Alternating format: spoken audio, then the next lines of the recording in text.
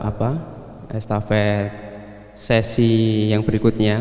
Jadi sesi yang pertama itu mengenai struktur ya, cara mengubah atau cara agar kita bisa sesuai dengan apa yang diinginkan jurnal internasional. Nah, sekarang kita akan memasuki sesi yang berikutnya, sesi yang kedua, yaitu dengan materi tips dan trik menembus jurnal internasional dan nasional bereputasi. Jadi ya, kita tahu bahwasanya tips dan trik itu perlu ya, kita itu perlu untuk bisa memulai segala hal itu ya, dengan tips dan trik itu agar cepat, agar bisa agar bisa langsung ke tujuan tanpa hambatan. Kayak seperti memakan kita ujian masuk perkuliahan, pasti itu ada tips dan triknya. Maka selain kita bekerja keras, kita juga harus bekerja cerdas. Ya, bekerja cerdas itu ya bagaimana kita bekerja secara efisien. Nah, maka tips di sini apa sih? Tips adalah cara untuk melakukan sesuatu, ya kan? Sedangkan triks yaitu cara cepat dan mudah untuk melaksanakan tips itu. Jadi istilahnya itu bagaimana shortcutnya agar kita itu bisa menembus. Ya, di sini kaitannya dengan jurnal, bagaimana shortcutnya dengan cara legal tentunya ya, tidak ilegal. Nah, di sini sudah ada di samping saya pemateri narasumber yang sangat berkompeten. Beliau adalah Bapak Yuli Andriansah SE, MSI.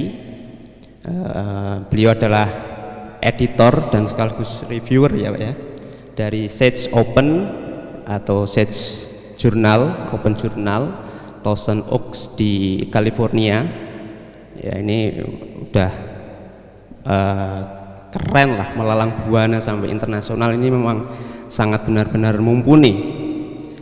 Ya, beliau tinggal di Perum Pemungkas A40 Ngemplak, Sleman, Yogyakarta. Beliau juga dosen di UII, Fakultas Ilmu Agama, Prodi Ekonomi Islam, dan fun beliau atau fokus beliau tulisannya itu mengenai perekonomian Islam. Beliau juga termasuk seorang yang aktif menulis ya. Di tahun 2021 ini beliau sudah menerbitkan tulisan 5 tulisan, yaitu patut diapresiasi dan beliau sangat produktif. Beri tepuk tangan kepada beliau. Selain itu juga beliau juga aktif penelitian ya, di lembaga-lembaga juga. Di tahun yang sama juga sudah melakukan penelitian di beberapa tempat ya. Beliau memang fokusnya di situ. Jadi memang ini kesempatan emas untuk bisa menimba ilmu dari beliau dan juga bisa bertanya langsung ya dari pakarnya, terlebih bagaimana sih tips dan triknya kita bisa menembus jurnal internasional ya, apalagi ya nasional.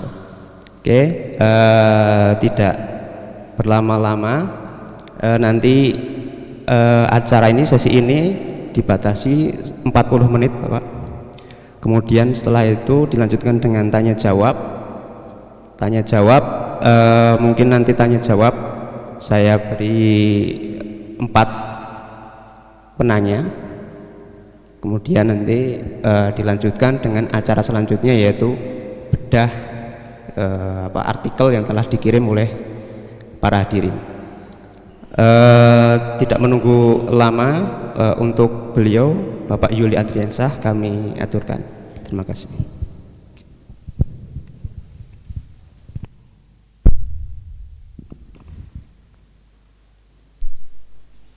Assalamualaikum warahmatullahi wabarakatuh. Alhamdulillah wassalatu wassalamu ala rasulillah wa ala alihi wa sahbihi wa mawalah, amma ba'dah. Yang saya hormati moderator, yang saya hormati segenap panitia dan peserta yang berkesempatan hadir pada kesempatan ini baik secara offline maupun online. Alhamdulillah sesi kedua ini bisa kita mulai. Saya akan langsung saja. Jadi yang ingin saya sampaikan di forum ini, karena waktu kita relatif tidak terlalu banyak ya, jadi hal-hal yang menurut saya cukup teknikal, sehingga nanti kalau ada yang ingin langsung ditanyakan saya persilahkan. Oke, selanjutnya saya akan menggunakan perspektif saya sebagai seorang editor ya, ketika menerima naskah Anda gitu ya. Jadi tahap pertama yang akan kami lakukan kalau ada naskah datang itu ya kami cek. Karena itu yang pertama misalnya kayak template ya, kemudian aim and scope, kemudian citation style, itu sifatnya mutlak. Jadi ya mau tidak mau Anda sebagai penulis ataupun bahkan saya juga sebagai penulis harus mengikuti itu. Tidak ada yang bisa didiskusikan lah dalam tanda kutip kalau yang di sini. Jadi agak sulit kalau kita mau berbeda gitu ya. Meskipun dalam praktek biasanya kadang juga nggak begitu ya. Dalam artian begini, kami sebagai editor kalau ada naskah masuk yang tampilannya atau template-nya belum pas, tapi kok ada something yang menarik di sana, mungkin akan kami terima dulu, tapi kami minta penulis untuk melakukan perbaikan. Minta ditambah ini dan itu, dan seterusnya. Kemudian kita lihat bagaimana sih cara mengeksekusinya. Ini saya akan langsung menggunakan contoh. Ini jurnal internasional terbitan Oxford University Press ya, The International Journal of Transitional Justice ya. Dan hampir semua jurnal pasti punya hal semacam ini ya. Mereka punya halaman website yang bisa diakses dengan mudah. Di situ nanti biasanya ada panduan untuk submit. Ini contoh kalau yang jurnal yang ini menggunakan model di situ ya. Kita klik submitnya itu nanti ada author guidelines. Kalau kita masuk ke author guideline-nya, maka kita ada yang lihat nih. Nah, ini sudah cukup standar. Jadi hampir semua jurnal akan seperti ini, kita ikutin saja. Mintanya misalnya berapa? Oh, mintanya 5.000 sampai maksimal 10.000 kata. Kalau kita yang di ilmu sosial ini biasanya 5.000 sampai 10.000 kata itu enggak kesulitan ya. Cuman memang bidang-bidang yang lain biasanya enggak sampai segitu. Saya pernah publish di jurnal yang cukup bagus menurut saya karena punya impact factor ya. Itu kayaknya maksimal cuma sekitar 4.000-an. Jadi jurnalnya betul-betul to the point. Jadi enggak mau, kalau bahasa Jawa itu enggak mau ya muter-muter itu enggak mau. Jadi Anda mau ngapain langsung gitu ya. Kalau kita di yang kajian-kajian keislaman ini kadang biasanya loh ya, enggak semua lah ya. Jadi kalau jangan emosi kalau saya bilangin gitu ya. Kadang itu kita mau kemana itu ngomongnya kemana dulu. Contoh saya pribadi ya, jadi saya mau membahas masalah ekonomi Islam. Kadang yang pertama disebutkan adalah Indonesia adalah negara bla bla bla gitu ya.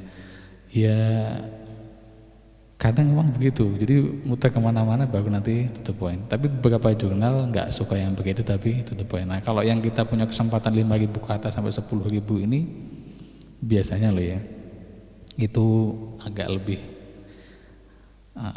enak. Kemudian tidak semua ya, tapi biasanya memang ada kewajiban masalah language editing, yaitu menghaluskan bahasa. Ini tips saya khusus untuk Anda kalau mau submit ke jurnal yang Indonesia ya. Beberapa jurnal Indonesia itu kalau Anda lihat yang sudah Sinta 2 itu biasanya meminta penulis itu menggunakan bahasa Inggris. Tapi jangan sekali-kali menerjemahkan bahasa Inggris dengan Google Translate ya. Percayalah itu membingungkan editor apalagi reviewer gitu ya.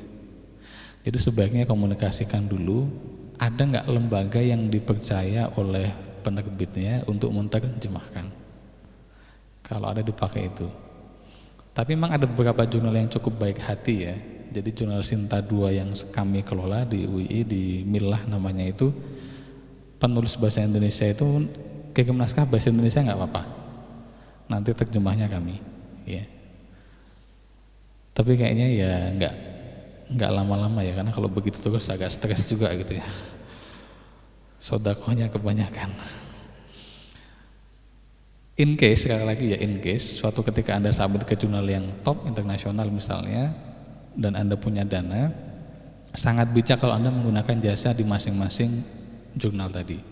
Contoh ya, kalau Oxford University Press biasanya juga punya Oxford Language Editingnya gitu ya. Nanti kalau ke Elsevier juga sama. Keuntungannya gimana? Keuntungannya kalau kita menggunakan jasa mereka, mereka itu kadang lebih tahu jurnal yang kita tuju dibandingkan kita.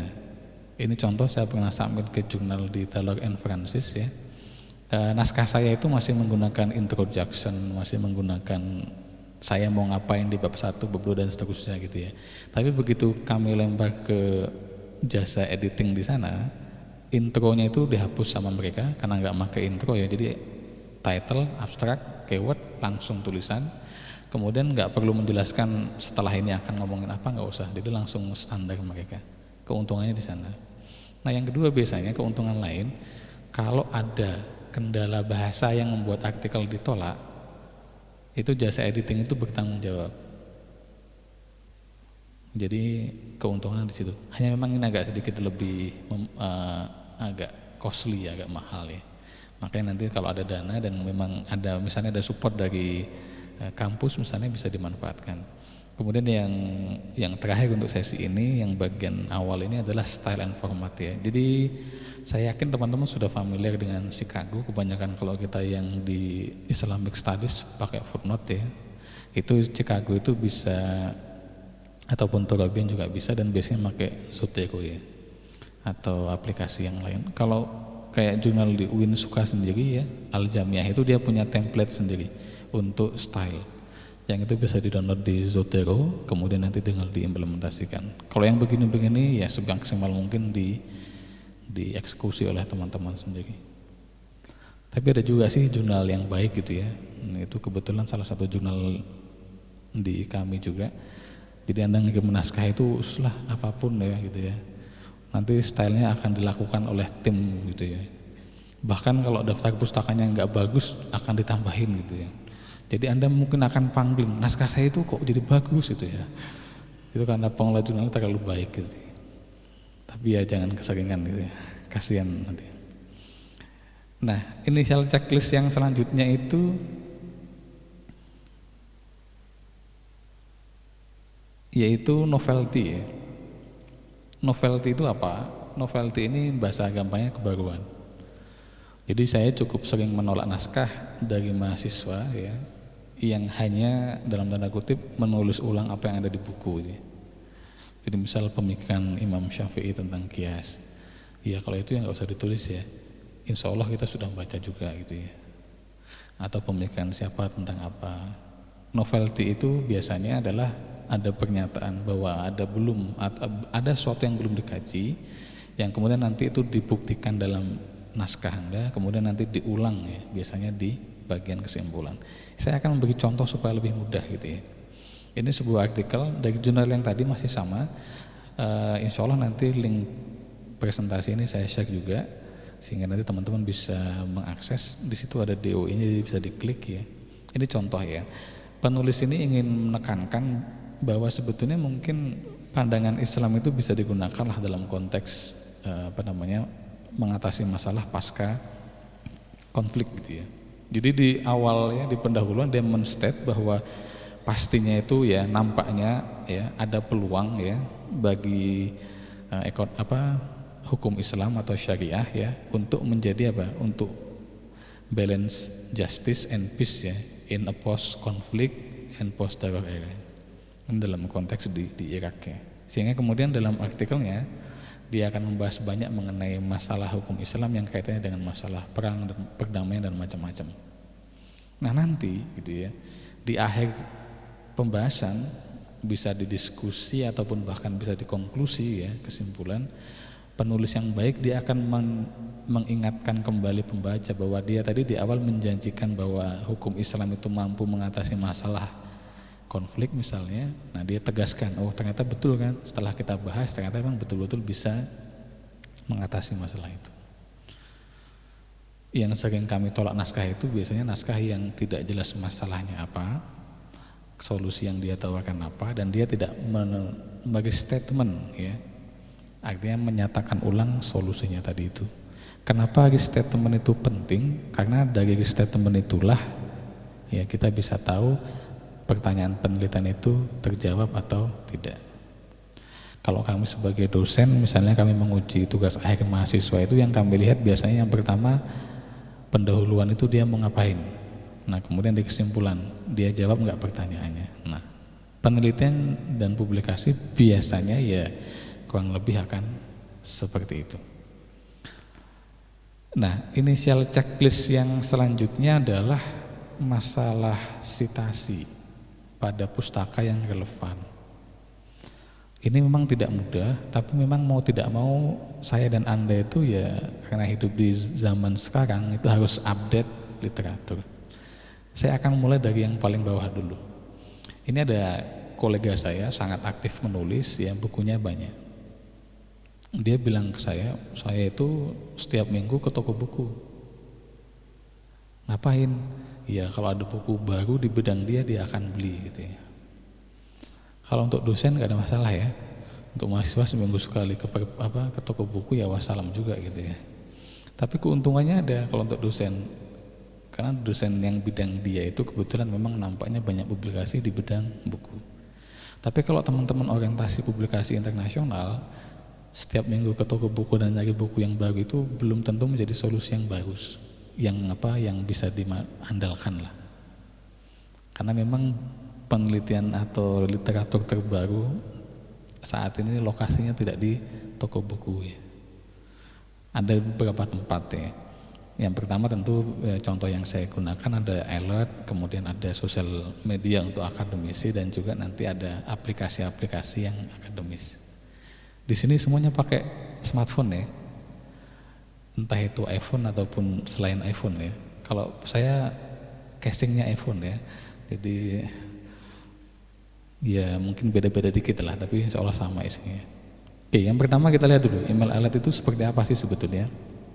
Ini contohnya, jadi pustaka yang tadi, bukti bahwa pustaka itu betul-betul up to date itu ya ini contoh saja. Jadi beberapa pustakanya Anda lihat itu tulisan 2021, jadi ya 18, 19 itu yang diadopsi atau yang digunakan.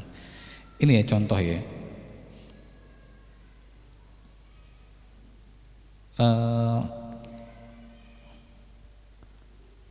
Bukan dari saya itu.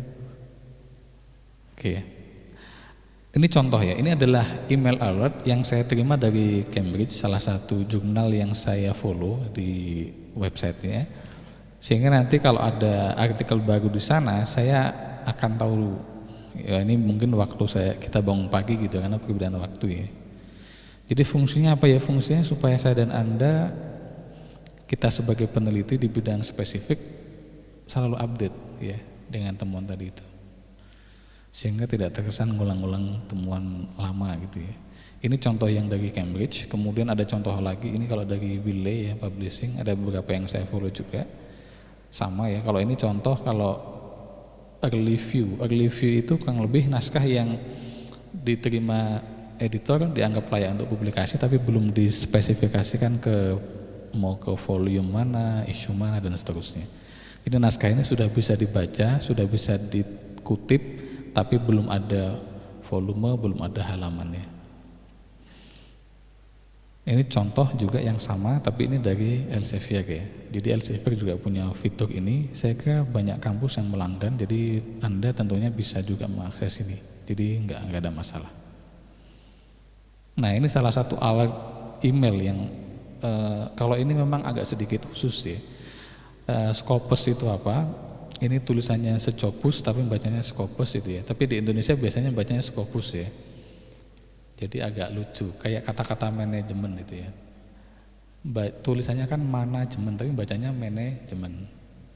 Kenapa enggak tulisannya manajemen sekalian kan gitu ya. Ini sama, ini bacanya yang betul Scopus sebetulnya ternyata gitu ya. Saya tahu bacanya Scopus yang benar itu setelah ke Malaysia gitu ya. Orang Malaysia kok nggak ada O-nya gitu ya, nggak ada U-nya gitu ya, Scopus gitu ya. Oh ternyata Scopus gitu ya. Scopus ini salah satu pengindeks ya, yang saat ini paling banyak diacu di Indonesia, terutama untuk dosen-dosen ya yang mau kepangkatannya tinggi ya, dan juga untuk mahasiswa doktor yang mau lulus ya. Jadi kalau di majelis ini gitu ya, banyak teman-teman yang sedang S2 dan nanti mau S3 gitu ya, mau tidak mau nanti harus publish di jurnal yang terindeks Scopus kalau mau lulus ya. Saya kebetulan punya alert di sini karena kebetulan dulu kami pernah melanggan. Jadi saya punya beberapa alert. Jadi contoh ini Islamic Law. Jadi ada beberapa yang saya alert, Islamic Law, Economics dan macam-macam ya. Jadi setiap pekan ini saya setting setiap pekan supaya tidak terlalu mengganggu ya. Jadi setiap pekan mungkin biasanya Senin pagi ya atau Minggu malam dia akan memberitahu saya, ini loh tulisan-tulisan terbaru tentang Islamic Law yang saat ini sudah masuk atau terindeks di Scopus. Contoh ini ya, ini kan bagaimana menggunakan yang tadi ya, yang tulisan yang pertama tadi ya, Islamic Law and the Balancing of Justice and Peace in Iraq's Post-IS Landscape. Jadi bagaimana menggunakan kajian Islam dalam konteks pasca perang misalnya, atau bagaimana zakat management concept to accelerate health and economic recovery during the COVID-19 pandemic ya. Ini tulisan dosen dari Jember ya, Pak M. Khotib ini. Kemudian apalagi misalnya dan macam-macam. Jadi sebetulnya dalam tanda kutip kalau kita sudah aware dengan publikasi ilmiah dan kita rajin menggunakan alat itu ya insya Allah nggak akan ketinggalan kereta gitu ya. Saya nggak tahu dengan teman-teman di kampus ini gitu ya, tapi kalau nggak salah loh ya teman-teman di tempat lain itu banyak yang suka nonton drama Korea dan macam-macam gitu ya. Anda bayangkan saja kalau memang kebetulan Anda suka drama Korea gitu ya, alert ini kayak episode baru drama Korea yang harus Anda tonton gitu ya. Jadi kalau nggak dapat alert ini kayaknya nggak gimana gitu loh, sedih gitu loh ya. Kalau bisa begitu ya, meskipun kayaknya agak sulit ya, tapi kurang lebih polanya akan ke sana. Jadi kalau kita mau sustain ya mau continue di bidang ini ya harus rajin itu. Kemudian selanjutnya sosial media ya yang akademik banyak sebetulnya, tapi misalnya kalau secara umum bagi saya Akademia Edu ataupun ResearchGate itu sudah cukup bagus ya. Saya punya pengalaman yang cukup menarik dari ResearchGate ya. Jadi waktu itu saya pernah punya paper yang menurut saya sih ya cukup biasa ya. Kebetulan itu awalnya adalah tugas akhir dari mahasiswa S1 gitu ya. Kemudian kami kembangkan, saya dan dosen lain kembangkan. Kemudian kami konferensikan, publikasikan di jurnal yang kebetulan terindeks Scopus ya. Dari ResearchGate itu gitu ya, setelah kita unggah online gitu ya, saya itu mendapat kesempatan yang luar biasa cukup banyak ya. Jadi ada yang dari Argentina, ada yang dari Uni Emirat kalau nggak salah itu ya, yang menawarkan kerjasama macam-macam ya untuk penelitian terutama sama publikasi ya. Jadi peluangnya nanti di sana untuk mengupdate ilmu dan seterusnya. Yang lain sebetulnya banyak, ada Mendeley dan macam-macam, termasuk Peer Library dan macam-macam yang, tapi secara umum dua ini sudah sebetulnya bagi saya sudah cukup bagus ya. Teman-teman bisa memanfaatkan di sana. Bahkan kami juga pernah dimintain kalau kami kan kadang penelitian lapangan menggunakan kuesioner ya. Kuesionernya itu unik. Nah, sama pihak salah satu mahasiswa di Malaysia itu diminta, sama mahasiswa saya lupa ya, dia minta kuesionernya boleh nggak diminta untuk diadopsi. Oh silahkan gitu ya, silahkan dimanfaatkan. Itu contoh yang manfaat mengupdate. Nah kalau yang ini saya nggak tahu Anda install ini di HP Anda nggak ya. Kalau ada yang install di sini ya Anda sudah berada di jalur yang benar gitu ya. Kalau belum ya pintu tobat masih terbuka. Yang pertama, yang ping ini namanya researcher ya. Nanti diinstal saja ya, dicoba ya. Kemudian yang kedua ini My RA ya, My Research Assistant. Kalau yang researcher ini saya suka karena untuk jurnal-jurnal yang top banyak di situ ya. Jadi saya tinggal ngasih kode, ngasih alert. Nanti kalau ada terbitan baru saya bisa ngecek. Nah, kalau yang menarik yang MyRA ini, yang tengah ini punyanya Web of Science ya. Jadi salah satu pengindeks yang besar juga di dunia, sehingga yang muncul di situ hanya jurnal-jurnal artikel dari jurnal top-top saja. Kalau yang terakhir yang Earth Discovery ini bahkan setahu saya jurnal-jurnal Indonesia pun masuk ke situ. Jadi lebih luas lagi. Ya anggap saja alat bantu refreshing menjelang istirahat gitu ya. Jadi sebelum tidur itu megang HP jangan hanya untuk murotal ya, tapi juga ya murotal wajib ya, tapi ini untuk menambah-nambah ya. Jadi sebelum tidur ingat-ingat ada riset baru nih gitu ya, dan seterusnya. Inisial checklist yang lain ini kadang, sekali lagi ya tidak selalu ya, kadang jurnal itu meminta Anda memberikan beberapa nama yang sebaiknya dimintain untuk mereview. Contoh begini, editor juga kadang ada keterbatasan pada bidang yang spesifik ya. Contoh itu saya ada satu jurnal yang kebetulan saya kelola itu bidangnya sosial. Ada satu naskah dari Hong Kong, itu topiknya mengenai lirik lagu. Wah, karena ini dari Hong Kong, sayang kalau ditolak kan gitu ya. Kita kan butuh orang asing ya. Dan ini betul-betul orang namanya menggunakan nama Hong Kong dan dari Hong Kong betulan itu ya. Cuman masalahnya saya nggak tahu siapa yang ahli masalah lirik lagu gitu ya. Sehingga kemudian kita mencari kemana-mana ya sampai dapat. Tapi kalau seandainya Anda sebagai penulis ya menyampaikan ke jurnal, naskah saya ini ahlinya ini gitu ya. Dengan catatan ahlinya itu bukan dari kampus kita, bukan kenalan kita. Jadi nggak boleh nakal gitu ya, karena banyak juga kampus beberapa penulis yang nakal gitu ya. Nah, sebagai penulis Anda sebisa mungkin familiar dengan itu. Caranya kurang lebih bisa macam-macam ya. Ini contoh ya. Kalau nanti kita menggunakan Web of Science, kita bisa punya ini ya.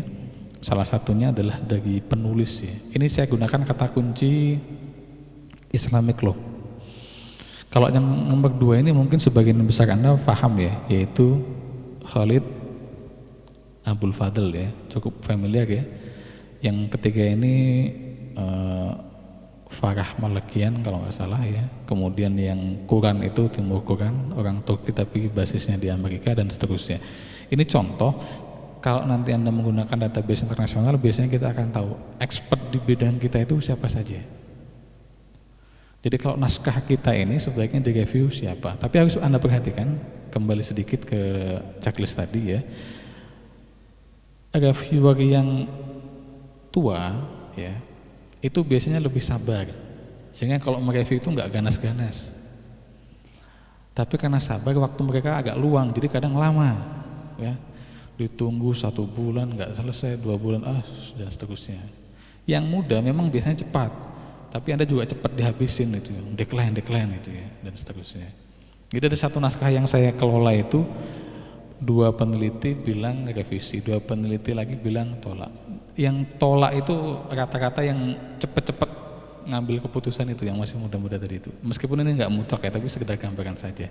Jadi Anda nanti bisa punya data ini dan kemudian bisa mengecek kira-kira ya beliau ini sibuk banget nggak gitu ya. Bisa mereview dengan baik apa enggak dan seterusnya. Nah ini contoh yang menggunakan tadi ya Scholar ya. Kalau nanti Anda online, Anda buka Google Scholar, kemudian Anda menggunakan model seperti ini ya. Label titik 2 ya, kemudian kajiannya itu apa, kemudian ada slashnya. Jadi ini kalau contoh ini seingat saya Islamic Law ya. Jadi Anda buka Google Scholar, Anda ketik label titik 2 enggak tanpa spasi ya, Islamic _ law, tokoh-tokoh ini akan muncul. Jadi kalau yang paling atas ya Habib Ahmad tadi, Mahmud El-Gamal, ini bukunya cukup populer juga di Indonesia dan seterusnya. Termasuk juga ada yang dari Indonesia, Pak Zainuddin ya. Meskipun ya nanti bisa dicek tulisannya gitu ya. Kalau untuk Islamic ini saya lupa ya, Islamic Economics nampaknya ya ada beberapa tokoh juga dari Indonesia. Nanti kan datanya banyak tuh. Nah, Anda nanti cari yang nggak usah terlalu top di depan, tapi juga jangan yang paling belakang-belakang banget ya. Jadi cari beberapa yang agak menengah lah gitu ya, terutama yang publikasinya belum lama. Itu untuk membantu editor mempercepat proses naskah Anda. Selanjutnya, asumsikan editor oke. Naskah Anda kemudian akan dibawa ke tahap selanjutnya yaitu in review.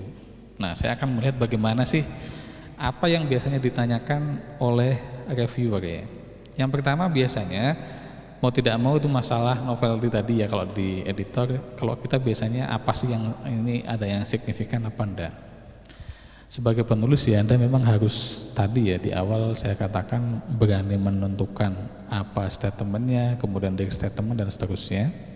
Dan juga yang tidak kalah penting ya contohnya berpikir out of the box ya. Ini contoh ya. Ini contoh 10 penelitian terbaru di Web of Science dengan kata kunci Islamic Law pada title. Ini jurnal internasional ya. Menurut Anda, kalau Anda nulis yang semacam ini bisa nggak sih sebetulnya gitu ya? Coba kita lihat ya. Yang pertama adalah sistematisasi hukum Islam. Kayaknya kita bisa nggak melakukan penelitian semacam ini? Mungkin ya bisa jadi loh ya, kemungkinan bisa. Atau di sini ya, hukum Islam ya masa-masa awal di kota Basrah ya. Ya harusnya ini kalau kita punya datanya juga bisa. Atau kemudian kalau yang nomor 3 itu dugaan saya pendahuluan di book chapter, jadi mungkin tidak usah kita diskusikan. Tapi yang keempat misalnya kan bisa itu hukum Islam dan hukum internasional, yaitu masalah resolusi konflik ya secara penuh kedamaian. Ini kan bukan hal yang kita nggak tahu sebetulnya. Kita insya Allah tahu ya. Cuman mungkin belum kepikiran untuk menulisnya. Jadi sebetulnya banyak peluang ya yang bisa kita gunakan. Yang lain juga sama ya. Ini juga saya kira tidak terlalu kompleks. Misalnya kalau yang nomor 9 itu ya child custody in Islamic law. Ya, hak asuh anak itu ya. Ini misalnya kan ada selebriti yang barusan meninggal itu ya, itu sebetulnya bagaimana perspektif Islam mengatasi masalah itu kan hal-hal yang dalam tanda kutip canda kita tuh bisa sebetulnya. Cuman meskipun kita canda karena kita nggak cek gitu ya, nggak segera cepat, kita mungkin nggak sempat memikirkan atau untuk menuliskan itu. Jadi gitu ya, jadi nggak usah terlalu menganggap berat publikasi itu. Cuman memang biasanya butuh ya konsentrasi. Sama yang lain biasanya juga tidak kalah penting butuh ridho ya. Butuh ridho dari dosen pembimbing gitu ya. Karena sebagus apapun penelitian kita kalau dosen pembimbingnya nggak cocok agak sulit ya. Dan dari pengalaman saya gitu ya. Ya ini nasihat untuk pribadi saya dan mungkin untuk dosen-dosen yang lain juga ya. Jadi meskipun kita kadang menganggap sepele gitu ya, kadang ide mahasiswa itu bisa jadi lebih bagus dari ide kita. Hanya saja kadang waktu itu kita mungkin belum melihat kebagusan ide itu. Contoh yang saya sampaikan tadi itu kan ada satu publikasi saya yang awalnya tugas akhir mahasiswa, kemudian kami kembangkan, akhirnya malah menjadi salah satu tulisan yang sangat banyak dikutip ya. Jadi kalau di di Google Scholar itu mungkin 40-an lebih ya.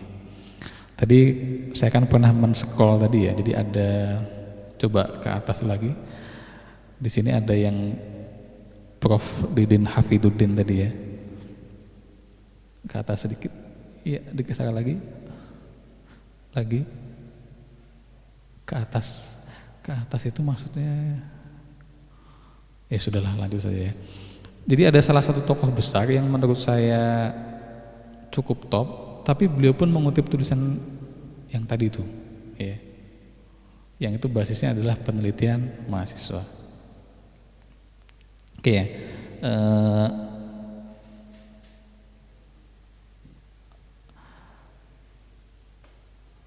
Yang ini masih agak ke atas lagi. Sebelumnya maksud saya, sebelum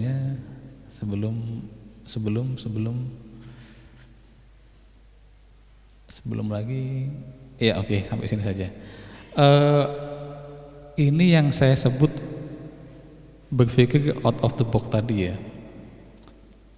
Mindset publikasi di Indonesia itu kebanyakan saat ini itu baru yang bagian paling atas sebelah kiri itu, yaitu yang namanya publikasi itu research articles Ya memang karena aturannya begitu sementara kita ikuti ya. Tapi sebetulnya sejatinya gitu ya, di dunia internasional sekarang itu yang namanya publikasi itu luas sekali. Ya. Ada brief reports, data notes ya, ada policy brief ya. Genome ini biasanya untuk teman-teman yang terutama kalau saat ini di masa-masa pandemi ini yang kaitannya dengan virus dan macam-macam, genome itu ya. Tapi juga ada software, ada metode dan macam-macam. Teman-teman lihat yang atas itu ada 2 jurnal ya, itu semuanya penerbitnya Elsevier ya. Yang pertama Data in Brief, yang kedua Methods X. Jadi Method X ini adalah jurnal yang fokus pada metode penelitian, meskipun lebih banyak saat ini dominan teman-teman di bidang eksak ya. Tapi sebenarnya teman-teman bidang sosial pun juga bisa berkontribusi di sana. Ini contoh yang paling gampang ya.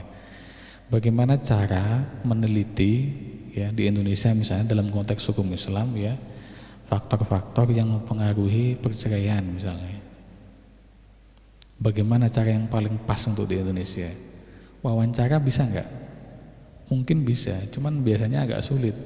Hasilnya kebanyakan orang kalau ditanya kenapa bercerai mungkin alasannya masalah ekonomi macam-macam gitu ya. Padahal mungkin ada alasan lain gitu ya. Nah seandainya sekali lagi ya, seandainya teman-teman bisa membuat sebuah alat ya, alat itu bisa kuesioner, bisa macam-macam yang bisa memungkinkan itu menjadi suatu metode baru untuk mengatasi masalah tadi itu ya. Nah itu jurnal Methods X ini bisa menerima naskah semacam itu. Jadi sekedar metode ya. Kalau di Indonesia itu mindset kita ya, termasuk kami juga ya biasanya sebagai dosen, yang namanya publikasi tugas akhir itu ya holistik. Kalau skripsi, tesis atau disertasi itu ya satu gitu ya. Tapi sebetulnya di beberapa negara itu ya, saya pernah ketemu beberapa teman yang dulu waktu konferensi gitu ya. Dia bilang disertasi dia itu yang dia presentasikan hari itu sebetulnya cuma bagian aja. Salah satu bagian paling pendahuluan atau metode gitu aja ya. Karena apa? Karena nanti kalau di pendahuluan itu sebetulnya sudah ada novelty-nya, yaitu menemukan celah penelitian atau research gap tadi itu. Yang metode itu kata dia mau akan dia presentasikan lagi ke konferensi yang lain gitu ya. Dan itu cukup sering ya, saya ketemu teman-teman Malaysia yang seperti itu mungkin lebih lagi 4 kalian ya. Tapi kalau di Indonesia itu agak sulit ya. Jadi yang namanya publikasi itu ya total disertasi atau tesis utuh gitu ya. Tapi kalau teman-teman di Malaysia sudah terbiasa memecah itu. Dan ini memang perkembangan yang agak baru. Ya nanti kalau Indonesia ikut-ikut ke sana juga peluangnya juga ada gitu ya. Kalau saya sendiri sudah beberapa kali mencoba yang data ya. Jadi hasil publikasinya itu bukan penelitian utuh ya, tapi sekedar data saja. Karena datanya sendiri sudah memiliki keunikan. Contoh ada penelitian saya dengan teman-teman dari Cina ya. Kami ingin mengecek gitu ya. Jadi kalau teman-teman di Cina itu, kalau orang kita di Indonesia terutama yang muslim gitu ya, berzikir kemudian apalagi ya istighfar ya, kalau mungkin yang yasinan gitu, itu kan termasuk bagian yang dalam rangka meningkatkan apa ya, ketenangan hati ya, jiwa itu lebih tenang ya. Kalau di Chinese gimana? Kalau teman-teman yang kebetulan non muslim apalagi non ateis misalnya begitu ya. Nah kami mencari data itu dan data itu kami kirimkan ke jurnal. Jurnalnya oke sebetulnya. Cuman waktu itu disuruh revisi. Revisi waktu itu masa-masa awal pandemi, akhirnya bablas ya, nggak kesentuh ya, karena sibuk menyelamatkan diri gitu ya. Karena saya dan Anda agak beda ya. Saya sejak kecil dulu kebetulan ada riwayat ya penyakit yang di sekitar wilayah tenggorokan gitu. Jadi begitu COVID takutnya luar biasa gitu. Jadi mengamalkan hadis yang menetap di rumah gitu ya. Kalau Anda kan mungkin mengamalkan hadis yang silaturahim gitu ya. Ini nggak apa-apa juga ya, sama-sama beramal gitu ya. Kemudian yang reviewer lakukan juga biasanya mencari missing literatur ya. Jadi dalam tanda kutip begini, bidang ilmu tertentu itu kita biasanya sudah tahu jurnalnya apa, publikasi terakhir itu apa, karena kita sudah punya alert tadi ya. Jadi in case ada sebuah penelitian yang diajukan ke reviewer dan reviewer tahu belum mengutip si A si B, reviewer yang baik akan memberitahu. Dan Anda sebagai penulis jangan sungkan dan jangan malu untuk menambahkan itu. Saya pernah ada riwayat nulis yang menarik ya. Jadi naskah masuk saya itu ngomongin ini gitu ya. Sama reviewer disuruh memperbaiki. Memperbaikinya apa? Metodenya diperbaiki, datanya diperbaiki. Akhirnya naskah yang masuk sama yang dipublikasi itu beda total. Naskah masuknya itu inginnya membandingkan dua data. Jadi misal ya, jumlah mahasiswa Fakultas Syariah dan Hukum tahun 2020 ya dan 2021 misalnya. Kita pengen tahu perbedaannya, karakter mahasiswanya dan macam-macam, asalnya mana dan mana. Sama pengelola jurnal nggak gitu. Ya ini penelitiannya bagus, tapi kami mintanya datanya beda. Datanya apa? Analisalah data mahasiswa Fakultas Syariah Hukum, Fakultas Syariah dan Hukum UIN Sunan Kalijaga dari 2000 misalnya sampai 2021. Jadi datanya semakin banyak, analisanya juga semakin banyak. Memang kalau nggak sabar ini biasanya bikin emosi dan nanti akan ada masalah selanjutnya, nanti akan saya jelaskan. Ini contoh ya.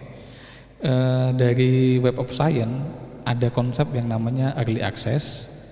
Kalau di yang lain mungkin ada article in press ya istilahnya, tapi itu intinya sama.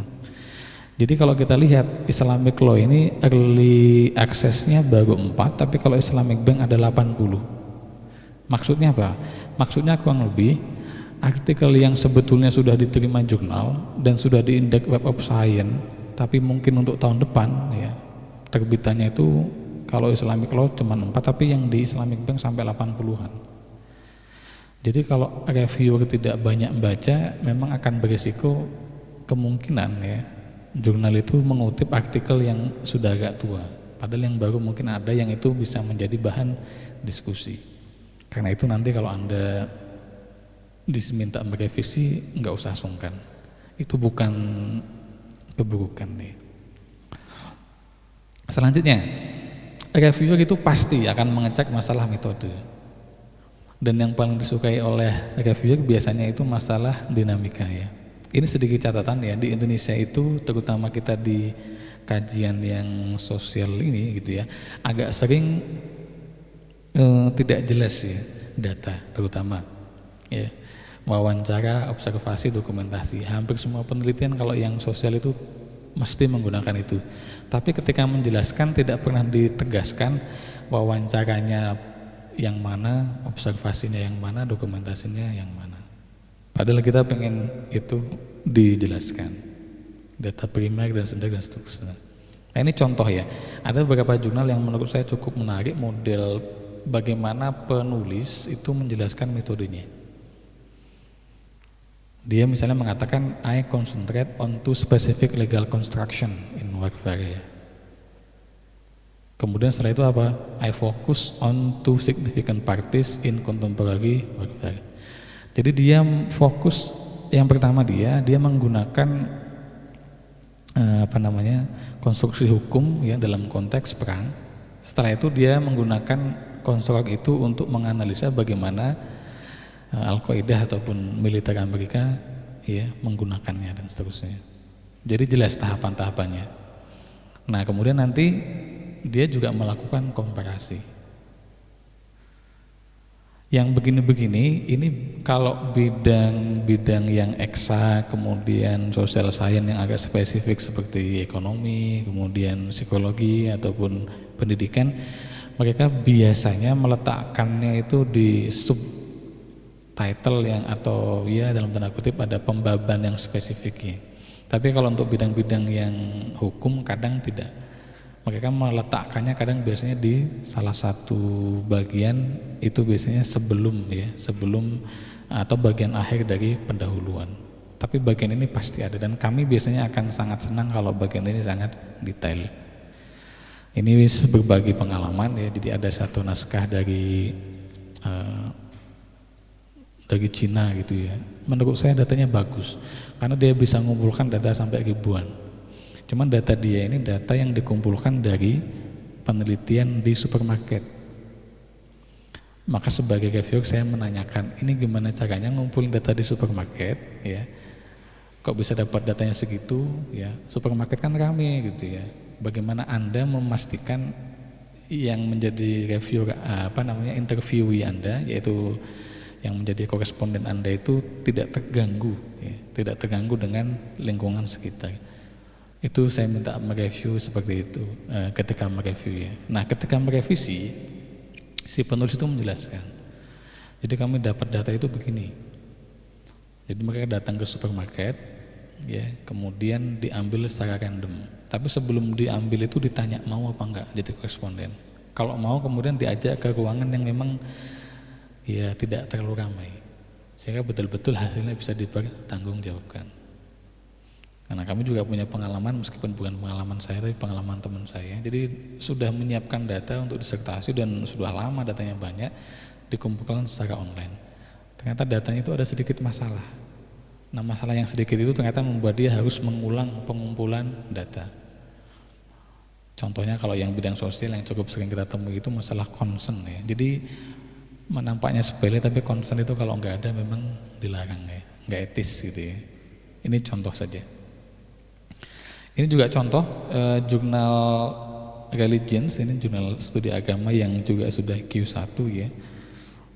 Penulis juga menjelaskan itu ya. Jadi bagaimana hak asasi manusia ya sebagai instrumen keadilan gitu ya. Kemudian bagaimana dia melakukan analisis ya, dan kemudian dia bagaimana analisisnya itu kemudian digunakan untuk menjawab pertanyaan penelitian. Jadi hal-hal yang semacam ini reviewer senang. Jadi peneliti betul-betul konsisten ya menggunakan metode ya yang dia gunakan. Metode itu sebetulnya di semua penelitian itu pasti ada. Cuman kadang kita enggan menuliskannya. Jadi ketika Anda membuat makalah, Anda itu sebetulnya melakukan penelitian dan menggunakan metode. Anda ke perpustakaan, membaca buku, kemudian menulisnya itu sebetulnya metode. Cuman kadang nggak dibahasakan.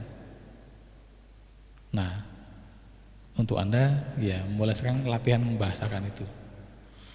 Bagaimana itu namanya apa? Itu nanti ada ya. Jadi kalau kita ke perpustakaan, kemudian yang kita baca apa itu harus kita sampaikan supaya nanti penelitian kita itu jelas.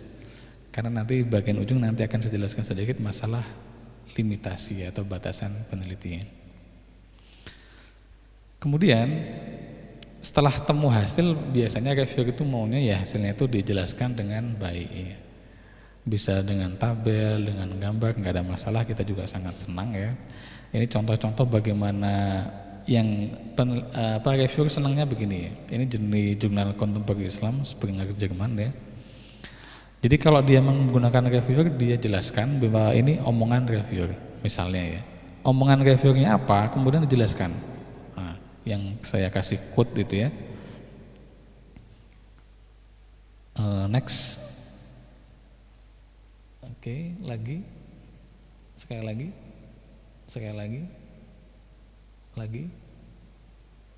Ya. Jadi ini contoh bagaimana penulis ya mengadopsi omongan narasumber atau koresponden nih. Omongannya dijelaskan, tapi kemudian juga setelah itu next lagi diskusinya pun juga dilakukan ya. Contohnya diskusi itu ya dia bisa memberi komentar, dia bisa memberikan dalam tanda kutip feedback ya atas data itu, baik itu dengan analisa teorinya misalnya ataupun dengan penelitian yang lainnya. Terus terang yang cukup sering saya temukan di penelitian-penelitiannya kita yang di bidang studi agama kadang ya. Jadi misal begini, ada yang meneliti perilaku puasa di teman-teman santri ya misalnya. Santri itu kan puasanya macam-macam ya, ada yang mutih ya, ada yang daud itu ya. Itu pun macam-macam, ada yang sampai bertahun-tahun dan macam-macam gitu ya. Itu penelitian semacam itu bagus nggak? Iya bagus ya, karena bisa datang ke lapangan, bisa wawancara. Tapi penelitian yang baik itu tidak sekedar mengetahui apa yang diucapkan atau apa yang dirasakan oleh responden sebetulnya. Harapan kami lebih dari itu. Tapi juga ada diskusi dengan temuan atau penelitian yang lain. Masih berapa lama? Baik. Selanjutnya kita lihat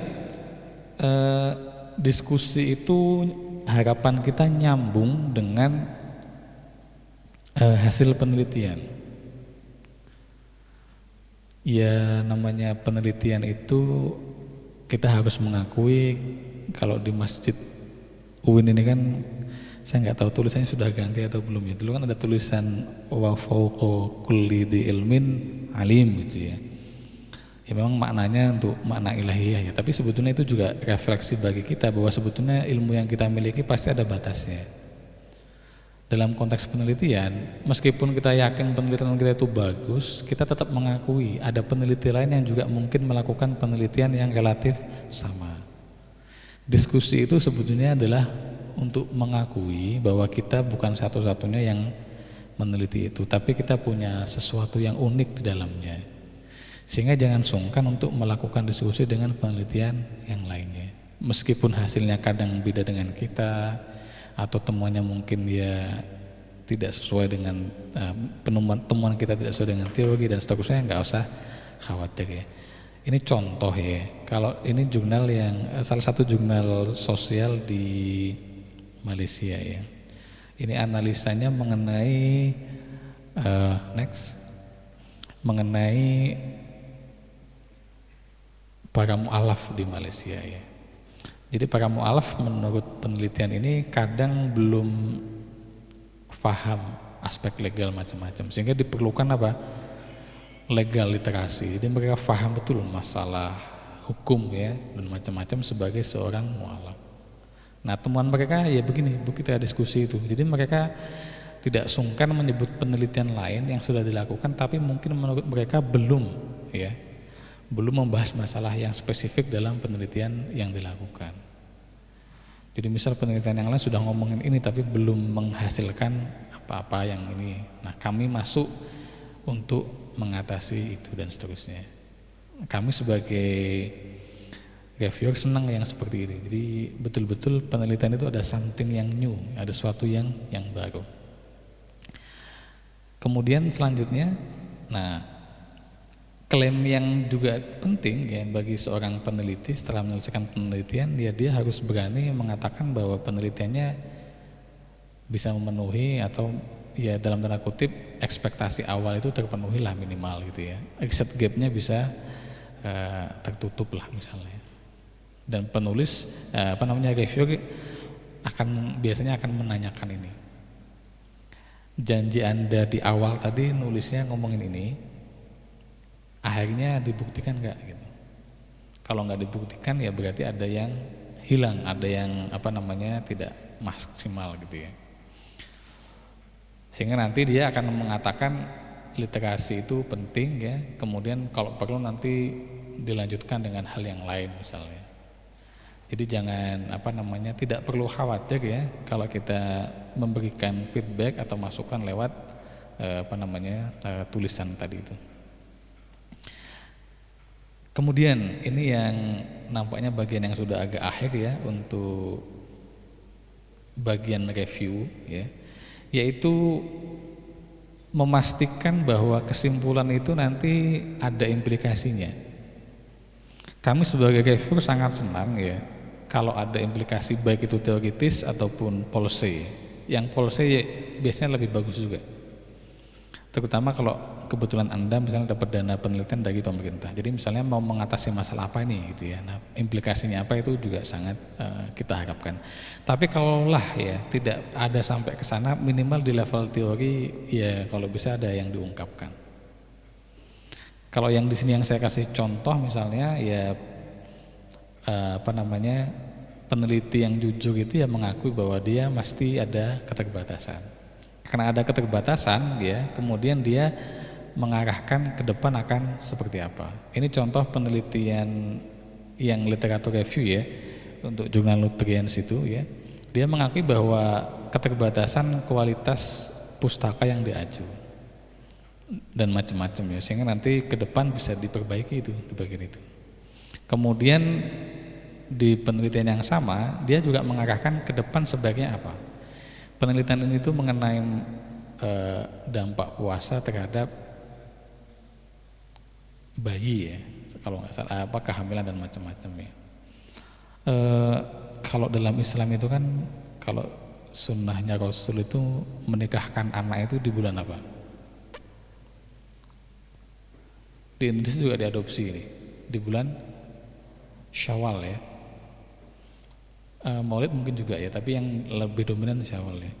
Dulu waktu saya belum gaul gitu ya, saya tidak terlalu care dengan itu ya, tidak terlalu paham ya. Tapi ternyata banyak penelitian yang terutama dari negara-negara maju yang menunjukkan alasannya. Alasannya ternyata cukup sederhana gitu ya. Jadi ternyata ini karena presisi ya. Jadi presisinya Islam itu sebenarnya luar biasa ya. Jadi kalau pasangan menikah di bulan Syawal dan kebetulan keduanya dalam kondisi sehat, normal gitu ya, itu insya Allah anak pertamanya itu akan lahir sebelum bulan Ramadan tahun depannya. Anda jangan bayangkan bulan Ramadan di Indonesia yang suasananya damai gitu ya, maksudnya nggak terlalu panas gitu ya. Kalau di Timur Tengah itu implikasinya luar biasa, di Afrika implikasinya luar biasa. Sehingga ada penelitian yang menunjukkan bahwa anak-anak yang lahir dari ibu yang puasa di bulan Ramadan itu memang dampaknya luar biasa, signifikan dibandingkan anak yang ibunya tidak lewat puasa Ramadan. Jadi secara fisik dan kadang juga secara intelektual lebih aman nikah di bulan Syawal sebelum Ramadan anaknya sudah lahir. Gitu ya, ini penelitiannya non muslim tapi ternyata ke sana gitu ya. Dan saya tahunya juga belum lama gitu ya. Ini salah satu saja. Jadi pengembangan ke sana seperti itu. Kalau di Indonesia mungkin nggak sebegitu signifikan, tapi untuk beberapa negara yang terutama tropis yang luar biasa itu sangat penting. Ini contoh juga suggestion ya. Jadi ke depan akan seperti apa ya, implikasinya seperti apa. Ini contoh kalau penulis kebetulan menganalisa undang-undang, kemudian mengharapkan undang-undang itu ya diperbaiki ataupun apa. Jadi kalau Anda misalnya sedang meneliti undang-undang Ciptaker ya atau undang-undang Cilaka gitu ya, wah ke depan diperbaiki ini dan seterusnya, itu contoh bagaimana implikasi kebijakan. Itu cukup banyak diadopsi ya. Nah, ini yang sudah agak akhir ini ya, itu masalah revisi ya. Tadi saya sudah sebutkan saya punya pengalaman, sebetulnya naskah sudah oke, tapi suruh revisi, kebetulan ada pandemi nggak selesai ya. Jadi in time itu penting, tepat waktu ya. Jadi jangan bayangkan reviewer atau editor itu ya banyak waktu santai, itu nggak mungkin ya. Mereka juga sibuk, jadi kita harus cepat ya. Kemudian yang tidak kalah penting, ketika mereview itu kita pastikan sekali lagi ya, kalau bahasa Jawanya ya unggah-ungguh ya atau sopan santun ya. Jadi meskipun tidak wajib, tapi kalau Anda lakukan itu insya Allah menyenangkan ya. Ini contoh ya, ini kasusnya naskah yang saya review dan ini review komentar saya, kemudian di bawahnya autornya mereplay ya. Jadi saya bilang hasil penelitian itu sudah bagus sebetulnya, cuman apa namanya ya, kesimpulannya itu nggak nyambung dengan pertanyaan penelitian di awal, sehingga saya minta direvisi lah bahasa gampangnya. Penulis merevisinya juga ya tadi saya bilang unggah-ungguh tadi, terima kasih dulu gitu ya, wah terima kasih sudah dianu gitu ya, kami setuju dan seterusnya, kemudian kami akan merevisi ini gitu ya. Bagi Anda mungkin namanya sepele ya, tapi bagi kami yang agak capek gitu ya, itu penting sekali gitu ya. Oh ya, ini betul-betul baik ini orangnya ya, tahu dia, tahu diri gitu ya. Saya itu pernah mereview naskah ya. Saya jarang sebetulnya setelah mereview itu melihat naskah itu yang nulis siapa, itu jarang sebetulnya. Tapi pernah sekali saya mereview, karena kebetulan yang saya review itu dari Korea gitu ya. Setelah selesai saya coba, ini siapa sih yang nulis gitu ya. Ternyata itu seorang profesor di sana dan dia ternyata ngikutin mau saya gitu. Itu senang sekali kita sebagai penulis, sebagai reviewer ya. Meskipun bukan kewajiban penulis untuk selalu taat sama reviewer ya. Jadi kalau dia pandang reviewer salah, dia bisa komplain juga nggak ada masalah. Cuman sebagai reviewer kita juga akan lebih senang kalau dia merespon semua yang kita mau. Terakhir, oke ya, ini kadang kalau kami diminta kami juga akan mereview ulang, tapi kalau enggak ya enggak gitu ya. Ini untuk mengantisipasi double submission, jadi Anda sebagai penulis sabar ya. Ini contoh ya. Next, ya next lagi. Ya, ini contoh kalau sampai double submission itu kadang akan seperti ini, meskipun nggak mutlak ya. Ada naskah masuk ke kami. Ini sebetulnya yang salah siapa ya, wallahu alam ya. Naskah itu sebetulnya sudah diproses di kami, tapi memang butuh waktu. Penulis nampaknya agak sedikit kurang sabar, naskah kemudian dikirim ke tempat yang lain. Ketika kami sudah mau terbitkan, kami cek, oh ternyata seperti ini. Sehingga kami harus cross check lagi. Ini betul naskah yang sama atau beda. Next, kemudian lagi kita lihat, ini juga sama ya. Ini karena di UIN, saya kasih contoh di UI juga gitu ya. Naskah ini tuh masuk ke kami 19 ya. Waktu mau kami terbitkan, karena kami waktu itu agak lama gitu ya. Ternyata naskah ini sudah terbit itu ya. Dan terbitnya ternyata di mana? Next ya, di sini gitu ya. Ya nggak apa-apa lah ya. Yang penting sama-sama Indonesia. Jadi ada naskah dari Bangladesh masuk ke kami. Sebetulnya kami akan menerima naskah itu, tapi memang proses dari kami mungkin agak lama. Nampaknya penulis ya mungkin menduga kami tolak, sehingga kemudian dikirim ke tempat lain. Anda nanti jangan seperti itu ya. Anda nanti bisa di blacklist ya. Saat ini ada database yang seperti itu. Jadi ada database yang menunjukkan para pelaku kejahatan bidang akademik gitu ya. Jadi kayak data Interpol gitu ya. Oh ini dulu pernah tulis di tempat saya tapi kirim tempat lain. Ini kalau nulis ke tempat Anda jangan diterima gitu ya. Nanti Anda kecelakaan kayak kami gitu ya. Dan seterusnya. Sekarang sudah ada yang seperti itu database-nya dari Retraction Watch ya. Kemudian deadline dan macam-macam ya, ini kemudian next untuk deadline sangat penting. Next lagi saja, jangan mendekat deadline. Ke atas lagi, ke atas sekali lagi ya. Ini contoh ya, jadi betapa sibuknya editor jurnal itu. Ini contoh saja, tapi memang jurnalnya cukup bagus ya. Salah satu jurnal yang saya pegang meskipun nggak langsung ya. Jadi jurnal ini dari Januari 2002 sampai saat ini gitu ya, itu ada 200 naskah yang masuk ya. Yang diproses saat ini ada 19 review, ada 3 editing dan seterusnya. Jadi Anda bayangkan dalam 1 tahun editor jurnal itu ngurusin ratusan naskah. Jadi jangan punya persepsi bahwa jurnal itu yang butuh kita ya, tapi persepsinya adalah kita yang butuh jurnal. Karena itu kalau sudah masa revisi ya secepat mungkin ya, jangan ditunda-tunda. Nah, contoh yang selanjutnya, next. Ya, ini contoh salah satu jurnal yang kebetulan ini ya memang reviewernya itu nyarinya banyak. Tadi kalau saya di search itu satu naskah kadang sampai 10-an lebih reviewer ya, satu naskah. Kalau dikirimnya ke berapa saya nggak tahu. Nah ini contoh satu naskah, satu jurnal yang ini dikirim ke hampir 30-an reviewer. Satu artikel itu dikirim ke 30-an reviewer, nanti tinggal berapa yang balik gitu aja. Jadi Anda bayangkan sekompleks itulah kadang pengelolaan jurnal. Jadi kalau diminta revisi ya secepat mungkin, eman-eman ya. Kemudian yang selanjutnya in editing. Kalau in editing ini ya pasti Anda nanti harus ngecek ya PDF-nya, jangan sampai ada masalah. Kalau ada biaya ya segera dibayar. Nah ini yang perlu saya sampaikan setelah ini, next lagi, yaitu konsep kontributor ya.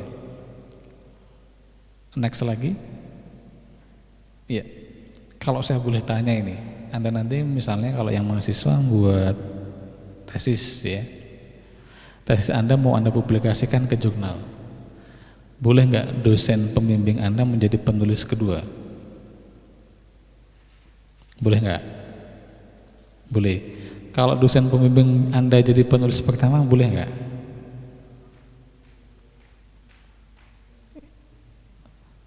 Nah, kalau di Indonesia aturannya memang belum ada secara spesifik ya. Tapi memang kalau standar internasional nanti biasanya sangat tergantung pada apa yang dilakukan si kontributor ya. Nah, kontribusi itu bisa sebanyak ini. Ya, bisa sebanyak ini. Jadi nanti memang ya sebaiknya dipelajari sesuai dengan standar jurnalnya. Jadi kalau bidang tertentu itu bahkan ada yang seperti ini ya, meskipun ini tidak ideal ya. Jadi misalnya saya punya laboratorium, saya ketuanya, Anda penelitian di laboratorium saya. Kadang ada kesepakatan tidak tertulis bahwa publikasi yang dihasilkan dari proses penelitian di laboratorium yang saya pimpin itu saya harus ada. Meskipun saya nggak tahu Anda di laboratorium saya itu ngapain itu ya, kucingnya atau tikusnya Anda apain itu saya nggak tahu sebenarnya. Tapi tiba-tiba begitu Anda publish nama saya ada gitu ya. Bidang tertentu ada yang seperti itu, tapi itu secara umum meskipun tidak ideal tapi secara faktual ada. Dosen bidang tertentu pun juga sama, karena dosen bidang tertentu itu sangat sibuk sekali gitu ya. Jadi di kampus di mana-mana di Indonesia terutama ya sudah difahami bahwa kalau mahasiswanya nanti membuat tugas akhir entah skripsi entah tesis itu adalah juga penelitian dosen. Jadi dosennya malah otomatis jadi penulis pertama, mahasiswanya penulis kedua. Nah itu nanti ketika Anda perhatikan di sini. Jadi jangan sampai nanti Anda diprotes kampus ya, karena ada aturan ini. Anda misalnya mahasiswa alumni mana, kebetulan kerja di mana, kuliah di Uinsuka. Aturannya Uinsuka mengatakan misalnya lah ya, tidak boleh mahasiswa publikasi dengan mengatasnamakan alamat kerja atau tempat kerja sebelumnya misalnya. Tapi Anda menggunakan itu. Uinsuka nanti boleh protes ke penerbitnya. Naskah Anda bisa direvisi atau ditarik ya, retraction. Itu banyak terjadi kalau di kampus-kampus besar ya, cukup sering kejadian semacam itu. Jadi penulisnya dalam tanda kutip mungkin tidak membaca secara detail sehingga ada masalah yang kaitannya dengan etika. Nah yang terakhir coba ini yang 14-15 ini ya, terutama ya 14 maksud saya. Anda membuat tugas akhir, sudah selesai, publikasi, dosen Anda juga ada. Anda penulis pertama, dosen penulis kedua, masukkan ke jurnal. Sama jurnal disuruh revisi. Dosen Anda nggak paham, Anda juga nggak paham maksudnya apa. Minta tolong saya. Boleh nggak saya masuk sebagai penulis di versi naskah terakhir? Boleh nggak? Se-Indonesia cuma saya yang tahu caranya misalnya gitu ya. Mau nggak mau Anda harus nanya ke saya gitu ya. Kalau untuk standar internasional hal semacam itu boleh. Karena saya membantu di proses review, tapi nanti jelaskan saja, saya hanya membantu di proses itu. Cuma di Indonesia praktek semacam itu agak sulit. Bisa jadi kasus nasional itu. Ada dosen UI nulis dan seterusnya. Nggak usah dihindari saja gitu ya. Bahaya nanti malahan gitu. Tapi secara internasional nggak ada masalah ya. Kenapa? Karena ada kontribusi akademik di situ. Saya pernah juga dapat cerita dari seorang dosen yang kuliah di luar ya, di Eropa gitu ya, sama kasusnya, dia publikasi sendiri, tapi begitu disuruh revisi dia nggak bisa, ini apa maksudnya dalam tanda kutip ya, atau revisinya mungkin ada sesuatu yang nggak bisa, dia minta tolong dosennya, saya minta tolong ini gini gitu, oh ya sudah saya bantu dan seterusnya. Nah di naskah yang akhir, meskipun penelitian awal dilakukan dosen itu sendiri, publikasi awal dosen itu sendiri, tapi di naskah akhir ada nama pembimbingnya. Cuman kalau di Indonesia itu agak dahsyat itu ya. Nah, kalau saya ya, karena kebetulan saya orang yang baik gitu ya. Jadi kalau mahasiswa saya bimbingan, tugas akhir gitu ya, saya biasanya menjadi penulis saya biasanya kelima ya. Jadi yang kedua, ketiga, keempat itu penguji 1, penguji 2, pokoknya penguji lah gitu ya. Saya nggak apa-apa di belakang. Bagi saya nggak ada masalah gitu ya, karena biasanya kalau yang belakang itu justru yang top biasanya gitu. Terakhir ya, bagaimana setelah terpublikasi dengan baik gitu ya, ya memang mau nggak mau Anda harus next silakan, ya harus banyak melakukan tugas-tugas yang lain ya, entah itu mensosialisasikannya misalnya next ya. Jadi beberapa jurnal itu biasanya pasti ada button untuk sharing ya. Jadi jangan sungkan untuk sharing. Saat ini tuh bukan pengindeks sebetulnya. Jadi ada penghitung ya. Ada yang menghitung berapa banyak tulisan Anda itu di share di media sosial ya. Jadi di tweet berapa kali, di Facebook berapa kali gitu ya. Itu istilahnya alt metrik ya, metrik alternatif ya. Karena manusia modern ini tidak selalu menggunakan tulisan Anda itu dengan mengutipnya di tulisan, tapi kadang juga mentweetkannya itu. Jadi kalau Anda yang generasi muda ya mungkin bisa memanfaatkan itu. Kemudian yang terakhir ya, next. Jadi ini pelajaran yang di Indonesia nggak ada nampaknya. Jadi di Indonesia itu maunya kita penelitian, publikasi, cut selesai. Jadi ibarat kata itu ya mau kita itu kalau ada hajatan gitu ya kita datang, makan, pulang gitu ya. Padahal sebetulnya hajatan itu ya harus kita jaga kontinuitasnya, ya lingkungannya harus kita jaga, kebersihan dan macam-macam. Nah, mereview bagi Anda nanti yang sudah punya publikasi dan kemudian diminta jurnal untuk mereview itu bagian dari tugas akademik juga sebetulnya. Jadi jangan niatnya hanya mau menulis, tidak mau membaca tulisan orang lain. Jadi mumpung Anda masih muda, masih tahap awal dalam proses penelitian, hal-hal semacam ini menurut saya perlu saya sampaikan. Saya kira itu ya. Terima kasih untuk waktu dan kesempatannya. Kalau masih ada yang mau ditanyakan, saya sangat welcome ya. Ini sebetulnya bukan ini cuma guyon tapi penting juga. Jurus naik tangga itu begini teman-teman sekalian. Nanti Anda akan mengalami kondisi di mana tahap-tahap awal penulis ya. Nulis itu yang penting publish. Jadi nggak usah jurnalnya bagus-bagus. Jadi kalau Sinta itu ada 1, 2, 3, 4, 5, 6 ya. 6 aja nggak apa-apa. Yang penting nongol dulu. Nanti naik ke 5 dan seterusnya, itu jurus naik tangga. Tapi kalau jurus turun gunung ini banyak dipakai teman-teman di kampus-kampus yang top. Jadi naskah awal itu langsung kasih ke jurnal yang paling top. Niatnya memang ditolak, tapi jurnal yang top itu biasanya kalau ditolak ada catatan. Catatan itulah yang digunakan untuk memperbaiki naskah. Jadi katakanlah ada 10 jurnal yang paling top, masuk ke jurnal 1 ditolak, perbaiki, lempar ke jurnal nomor 2, saat ditolak lagi, perbaikannya digunakan memperbaiki dan seterusnya. Itu nanti kemungkinan di jurnal yang keempat atau kelima sudah diterima. Jurus turun gunung ini saya pelajari juga dari tetangga sebelah gitu ya, dari negara sebelah ya. Jadi ternyata mereka mainnya begitu ya.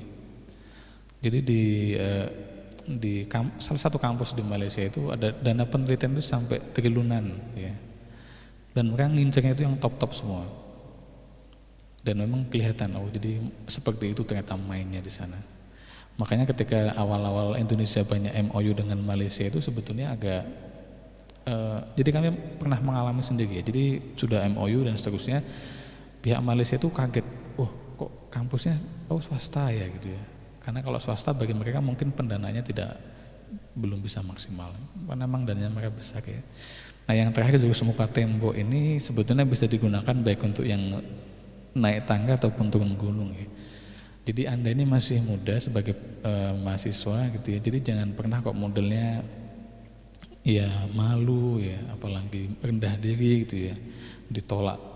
Kan mas-masnya kan ditolak biasa toh ya, ditolak jurnal juga gitu ya, biasa aja ya, besok cari yang lain dan seterusnya.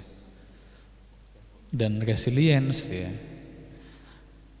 yang disampaikan moderator itu kan prestasinya aja ya, publikasi saya setahun sekian, yang ditolak kan nggak saya kasih tahu kan ya, atau yang sudah jadi penelitiannya tapi nggak publish karena macam-macam alasan kan juga nggak kita sampaikan ya. Itulah maksud saya muka tembok itu kurang lebih seperti itu. Jadi jangan mudah menyerah, jangan mudah gagal. Saya sudah beberapa kali menemani teman-teman publikasi itu, seringkali masalahnya mereka gini loh. Jadi sekali ditolak itu habis itu sudah kayak mutung gitu loh. Kemudian kadang nyari jalan pintas. Jalan pintas di dunia akademik itu agak jahat ya. Agak jahatnya kenapa? Jadi kadang kebetulan saya nggak ada slide-nya tapi ada contohnya. Jadi banyak jasa publikasi. Anda mau ikut publikasi saya, Anda bayar sekian. Nanti publikasinya ke sini dan seterusnya. Itu salah satu yang sebetulnya tidak etis ya. Tapi sulit di Indonesia ini. Karena Indonesia itu ya kayak gitu, uniknya gitu. Jadi jangankan aturan kayak gitu, aturan yang lain aja bisa kita kiok ya. Baik, itu saja mungkin yang secara umum bisa saya sampaikan. Kurang lebihnya mohon maaf, saya kembalikan ke moderator. Baik, terima kasih atas paparannya oleh Pak Yuli. Beri aplaus untuk beliau. Ya.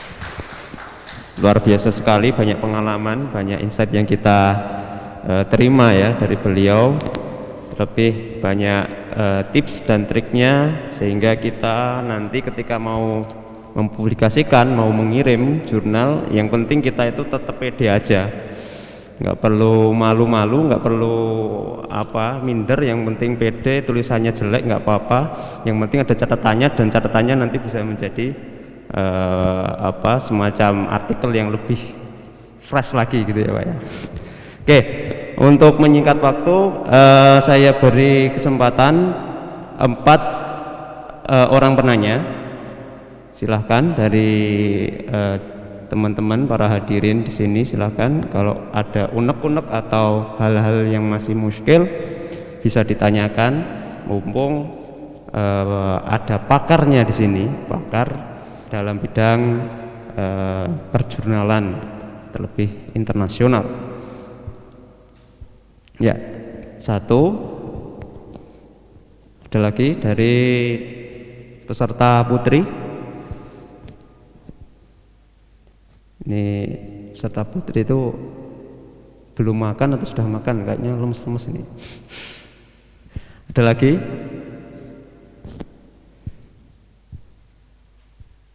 Satu, baru satu ya.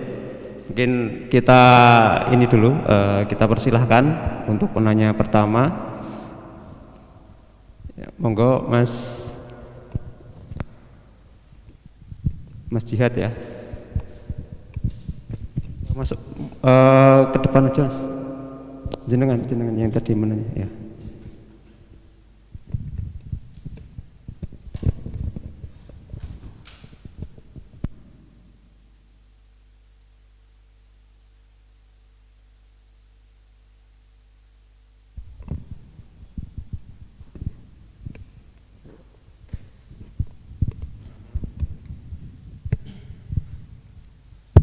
Ya, bismillahirrahmanirrahim.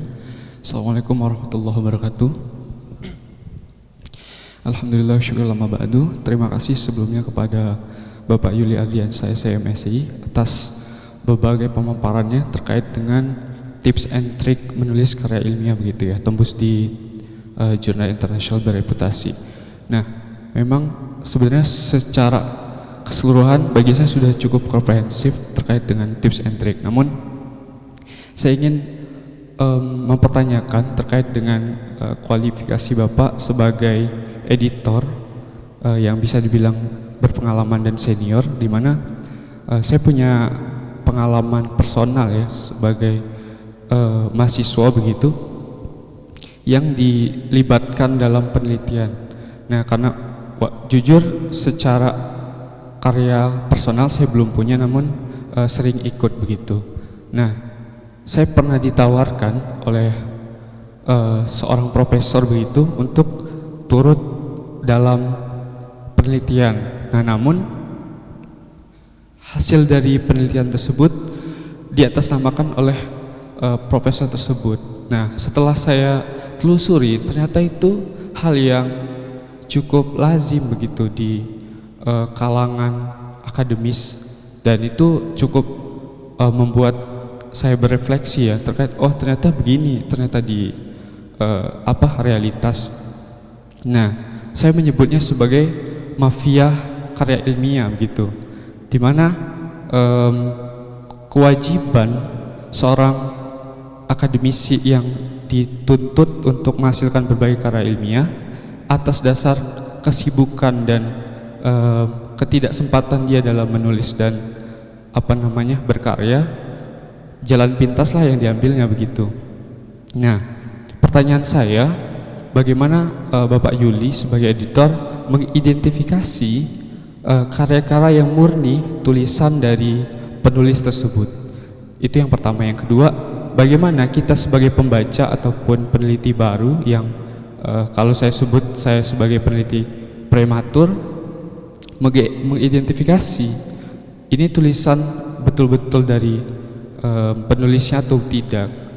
Karena juga itu pertanyaannya. Nah, sedikit tambahan lagi, bahwasanya kadang saya membaca tulisan-tulisan guru besar ya ataupun doktor, dan itu pun secara teknis kepenulisan masih banyak yang apa ya istilahnya mungkin absen dari editor ataupun kelewatan begitu. Nah, mungkin itu saja yang ingin saya tanyakan. Terima kasih Bapak atas waktunya. Saya akhiri. Assalamualaikum warahmatullahi wabarakatuh.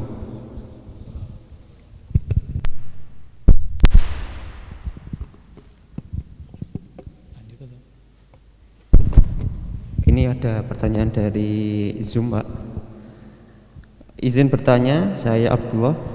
Kalau hasil penelitian skripsi atau disertasi tersebut dibuat jurnal, bila mana pembimbing 1 atau 2 mensubmit ke jurnal terakreditasi, apakah penulis 1 harus pemilik naskah atau mahasiswa atau pembimbing yang menjadi penulis 1? Terima kasih. Kelihatannya tadi terkait yang tadi itu, Pak. Beda persepsi antara yang lokal dan internasional. Ya, silahkan kepada Pak Yuli untuk baik, terima kasih. Saya akan jawab sesuai dengan yang selama ini saya pelajari gitu ya, dan beberapa yang saya amalkan ya. Yang pertama, jadi apakah mahasiswa otomatis ikut terlibat sebagai penulis ya dalam sebuah penelitian yang dipimpin oleh katakanlah profesor atau dosennya gitu ya. Yang pertama begini, jadi kalau secara teoritis sesuai dengan standar kredit tadi, kalau memang kontribusinya itu masuk ke sana, dia bisa disebutkan sebagai autor. Jadi misal begini, ke lapangan mencari data, itu termasuk bagian dari proses pengambilan data. Tapi kalau hanya itu saja, itu biasanya belum dihitung sebagai kontribusi penelitian. Tapi kalau mencari data, ya, kemudian ikut membantu menganalisa atau minimal menyiapkan data mentah menjadi data yang siap analisa dan seterusnya, itu secara teknis sebetulnya sudah bisa ikut konsep kredit ya sebagai penulis tadi. Kemudian bagaimana kalau dia bekerja tapi tidak masuk dalam kategori kredit tadi, itu nanti biasanya dia disebutkan di ucapan terima kasih. Contoh nih, saya punya paper, kemudian saya konferensikan. Di konferensi itu dikasih masukan, feedback dan macam-macam. Kemudian saya bawa ke jurnal. Biasanya saya akan menyebutkan siapa-siapa yang memberi masukan kepada saya. Terima kasih masukannya dan seterusnya, tapi di bagian acknowledgement. Tapi yang bersangkutan tidak masuk sampai ke level penulis. Beda dengan yang tadi ya, dosen pembimbing membantu mahasiswa merevisi, ya itu lain lagi ceritanya. Jadi begitu. Nah, lalu bagaimana ini saya sebagai seorang editor misalnya mengantisipasi hal semacam itu. Jadi kami kadang sudah punya insting sebetulnya, dan sebetulnya hampir membatasi, tapi saat ini belum ya. Hampir instingnya begini, kalau penelitiannya itu datanya agak banyak, insting kami mengatakan ini kayaknya basisnya penelitian. Kami biasanya akan bertanya mana surat penelitiannya, nomor berapa hibahnya dan macam-macam.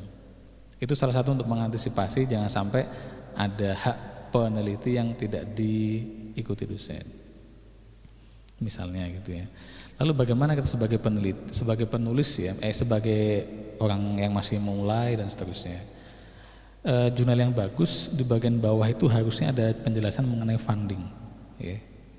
Yang funding itulah bisa kita lihat sumbernya dari mana. Ya, kalau itu ada, kalau enggak dia juga akan state bahwa ini penelitian pribadi. Ya. Nah, pertanyaan selanjutnya, kenapa kok di Indonesia kebanyakan ya maunya itu peneliti yang paling senior yang dominan gitu ya. Jadi ini memang ya kalau hanya menyalahkan satu orang agak kurang pas ya. Jadi sistem yang kita adopsi saat ini itu memang meritnya itu ke penulis pertama. Gambarnya begini teman-teman sekalian. Tadi saya kasih contoh, kalau saya publikasi, mahasiswa saya penulis pertama, penulis kedua dan sampai ketiga, kadang penguji, baru nanti saya penulis keempat, kelima gitu ya. Kenapa? Karena secara internasional saya nggak ada masalah dan saya nggak terlalu mengandalkan tulisan mahasiswa saya tadi. Dan saya juga senang kalau mahasiswa saya tadi suatu ketika jadi dosen juga, jadi peneliti juga gitu loh. Jadi saya tidak ingin menjadi musuh dia di masa yang akan datang gitu ya. Karena saya sudah sering mengalami kasus semacam itu. Mahasiswa dulu waktu menjadi dosen waktu mahasiswanya masih di bawah asuhannya, publikasinya nggak pernah diakui. Akhirnya mahasiswanya jadi dosen juga. Berantemlah mereka di situ gitu ya. Mahasiswanya bisa menghujat dosennya, saya dulu yang nulis kok Anda yang klaim dan seterusnya. Kami pernah mengalami yang semacam itu. Bukan saya loh ya, tapi yang lain ya. Tapi intinya saya nggak mau kejadian itu terulang pada saya. Sehingga kalau sebisa mungkin mahasiswa kalaupun akan saya manfaatkan publikasinya, dia tetap yang pertama. Kalau yang lain enggak, memang kebetulan sistem kita agak sedikit ya dalam tanda kutip agak keras gitu ya. Dunia akademik itu keras kawan gitu ya. Jadi begini, saya kalau menulis sendiri 100% nilai itu untuk saya. Kalau saya nulis berdua, saya penulis pertama, korespondensi, penulis kedua ada, itu penulis kedua itu dapatnya 40% ya. Jadi saya cuma 60 dapatnya. Makanya jangan ya kan kalau di Indonesia orang lebih suka nulis single. Ya, pemain single semua di Indonesia. Jarang orang ngajak kerjasama, itu agak sulit di Indonesia. Dan saya bisa membuktikan itu, ada data penelitian saya tentang itu juga. Kampus-kampus besar itu agak jarang ngajak kampus-kampus kecil, itu juga ada datanya. Kenapa? Meritnya di Indonesia begitu. Jadi penulis yang pertama poinnya besar atau korespondensi. Nah, lalu bagaimana kalau penulisnya ada 4 atau ada 5? Penulis pertama kalau korespondensi yang emailnya ada itu dia dapat 60, 4 itu 40 dibagi 4. Jadi satu orang cuma dapat 10 gitu. Jadi orang akan mikir 2 kali kalau mau kerja sama publikasi dengan orang lain. Kalau ada mahasiswa tugas akhirnya bagus, kenapa enggak saya ambil saja gitu ya. Ada satu fakultas di satu kampus yang top di Indonesia itu lebih nakal lagi menurut saya loh ya. Tesis ya itu diedit ulang ya, dosen pembimbingnya jadi penulis pertama, mahasiswanya jadi penulis kedua tanpa mahasiswanya dikasih tahu. ada gitu ya, sebutkan nama enggak usah gitu ya. Itu salah satu fakultas, tapi saya nggak tahu fakultas yang lain ya, nampaknya sama gitu ya. Tapi intinya jadi kenakalan semacam itu banyak mas, ada gitu intinya gitu ya. Makanya kenapa saya mengajak Anda sejak awal mumpung masih mahasiswa, hal-hal yang etika ini tetap kita pelajari. Anda coba lihat materi metode penelitian di Indonesia, setahu saya agak jarang membahas masalah etika yang setelah publikasinya. Etikanya mungkin di awal-awal, jadi penelitian itu dimulai begini dan seterusnya, tapi setelah itu mungkin publikasinya itu etikanya apa, mungkin belum semuanya ada materi itu. Kemudian ya memang begini mas, jadi kadang tulisan dari doktor ataupun profesor yang masuk ke jurnal tergantung jurnalnya juga sebetulnya. Jadi kalau jurnal yang bagus memang betul-betul akan dipantau ya, bahkan nanti yang bersangkutan akan meng-cross check dulu. Tapi perlu juga saya sampaikan, sistem di Indonesia juga itu ya, kita itu laporan itu akhir tahun biasanya. Penelitian itu biasanya awal tahun tapi telat ya. Jadi mengajukan penelitian bulan Januari belum tentu bulan Februari atau Maret itu dananya cair. Kadang bisa cair bulan Mei, bahkan kadang bulan Juni. Tapi bulan Desember harus laporan. Gimana caranya? Jadi cepet-cepetin mas gitu loh. Jadi penelitiannya kadang belum selesai, hasilnya belum bagus, sudah harus publikasi, harus laporan dan seterusnya. Ya memang agak kacau kadang gitu ya. Dan saya sendiri juga mengalami itu. Saya presentasi di sini ini ada ini kolega saya yang WA saya itu mau naik pangkat, tolong segera terbitkan tulisan saya. Dan nanti bisa ditanya ke pengelola jurnal di Indonesia juga akan sering mengalami itu. Jadi budaya itu memang tidak mutlak kesalahan personal, tapi juga kadang karena aturan main dan seterusnya gitu ya. Nah ini terakhir mungkin yang kok ada yang nanya skripsi ya, padahal ini harusnya mahasiswa pasca, tapi kalau ditanya nggak apa-apa saya jawab ya. Skripsi mahasiswa dengan dosen sebagai penulis pertama. Jadi memang ada, meskipun bukan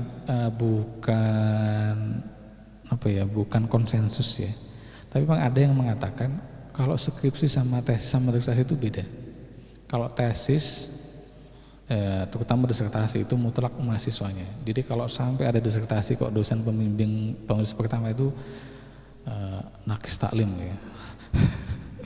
Kalau bahasa kami dulu nakis taklim, meskipun saya nggak tahu ya nuksonul adab ataupun apa istilahnya gitu ya. Jadi gitu, nggak boleh harusnya. Jadi harusnya tetap mahasiswanya, karena yang mempertahankan itu kan mahasiswanya. Kalau skripsi itu memang ada yang mengatakan skripsi itu kebanyakan di Indonesia itu dosennya itu dominan. Karena dosen yang dominan maka biasanya skripsi itu nggak ada terlalu masalah kalau dosen penulis pertama. Tapi saya sendiri tidak suka itu juga. Nah jadi kalau bagi saya pribadi, anjuran saya ya ini baik untuk mahasiswa ataupun pengelola gitu ya, sebaiknya segera dibuat aturan yang jelas supaya tidak ada dusta di antara kita gitu ya. Mahasiswa semangat, dosen juga semangat. Saya itu sudah mendakwahkan hal semacam itu mungkin 5 atau 6 tahun lalu. Alhamdulillah nggak ada yang ngikutin ya. Jadi maksud saya itu dipertegas aturannya. Jadi kalau mahasiswa itu skripsinya bagus, kemudian atau tesisnya bagus, dosen pengen ngangkat itu mekanismenya bagaimana? Harusnya clear ya. Ya waktu masih mahasiswa dulu ya kita nggak berani ngomong ya, lulus aja alhamdulillah gitu ya. Tapi kan kita nggak tahu mana mana skripsi atau tesis kita yang bagus kan gitu.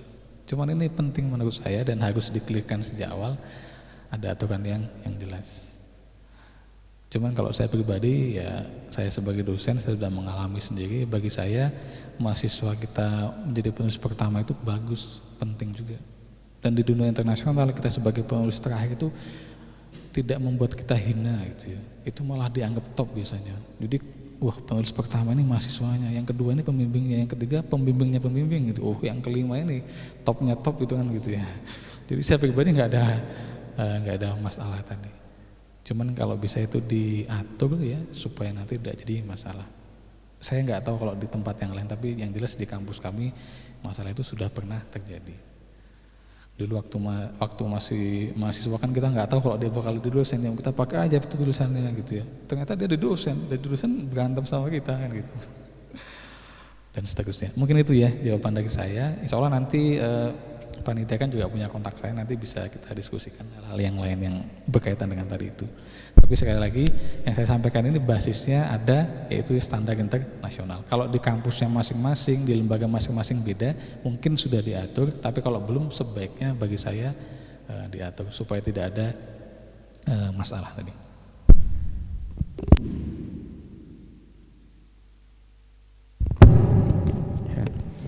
Mungkin ini pertanyaan yang paling terakhir ini Pak Yuli.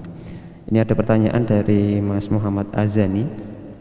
Dia menanyakan bahwasanya apakah ada standar biaya publikasi pada jurnal internasional untuk dipublikasikan itu biasanya berapa lama? Terima kasih untuk Mas Muhammad tadi, nama depannya yang saya ingat ya. Jadi begini, publikasi ilmiah yang kita kenal saat ini itu dimulainya sudah sejak abad 17 atau abad 18. Beda dengan tradisi Islam ya. Jadi kalau dalam tradisi Islam dulu ya, jadi kalau Anda punya kitab gitu ya, Al-Majmu' ya, tebal sekali gitu ya, panjang, apalagi misalnya Jami'ul Bayan ya, tafsir Tabari itu segitu banyak. Itu kan dulu oleh penguasa muslim itu ditimbang berapa emas beratnya, kita dikasih uang gitu ya. Itu masa itu gitu ya. Rezim yang kita adopsi saat ini, rezim publikasi zaman ini itu beda. Jadi ketika awal-awal ini terutama di Inggris ya, meskipun yang mengelola awal-awalnya bukan orang Inggris, tapi kebetulan waktu itu mungkin negara Jerman kalau saat ini ya. Jadi tokohnya cukup terkenal ya. Jadi ketika dia memulai publikasi awal, niatnya itu waktu itu untuk menghindari atau menghilangkan ya dalam tanda kutip, kalau saat ini istilahnya mungkin hoax itu ya, hoax tulisannya gitu ya. Dalam Islam kan kita juga sama-sama tahu ya, ada hadis yang maudhu ya, al-bandijanu dawaun likulida'in ya. Buah terong itu katanya obat segala obat itu ya. Pertanyaannya, banyak nggak artikel-artikel yang aneh-aneh mengenai khasiat obat kalau di internet?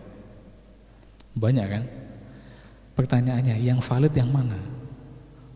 Ya, betulkah menurunkan lemak dalam 5 pekan, dalam 5 hari bisa 10-an itu dan seterusnya.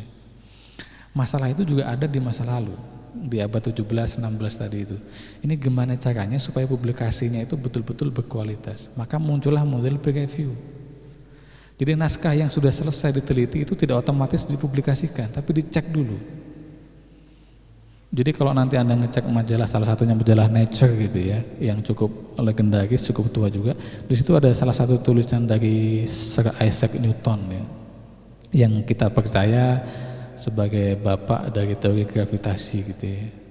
Jadi sekelas dia, seorang profesor pun juga naskahnya itu dicek oleh ahli yang lain sebelum dipublikasikan. Jadi madhabnya begitu ya. Sehingga proses ini kan butuh biaya itu. Makanya jurnal di masa lalu ya, kebanyakan itu ya kita kalau mau baca itu beli. Kampus kemudian melanggan. Itu pola awalnya. Nah, kemudian muncul model baru. Bagaimana caranya supaya kita bisa mengakses lebih cepat? Oh ya sudah di open access.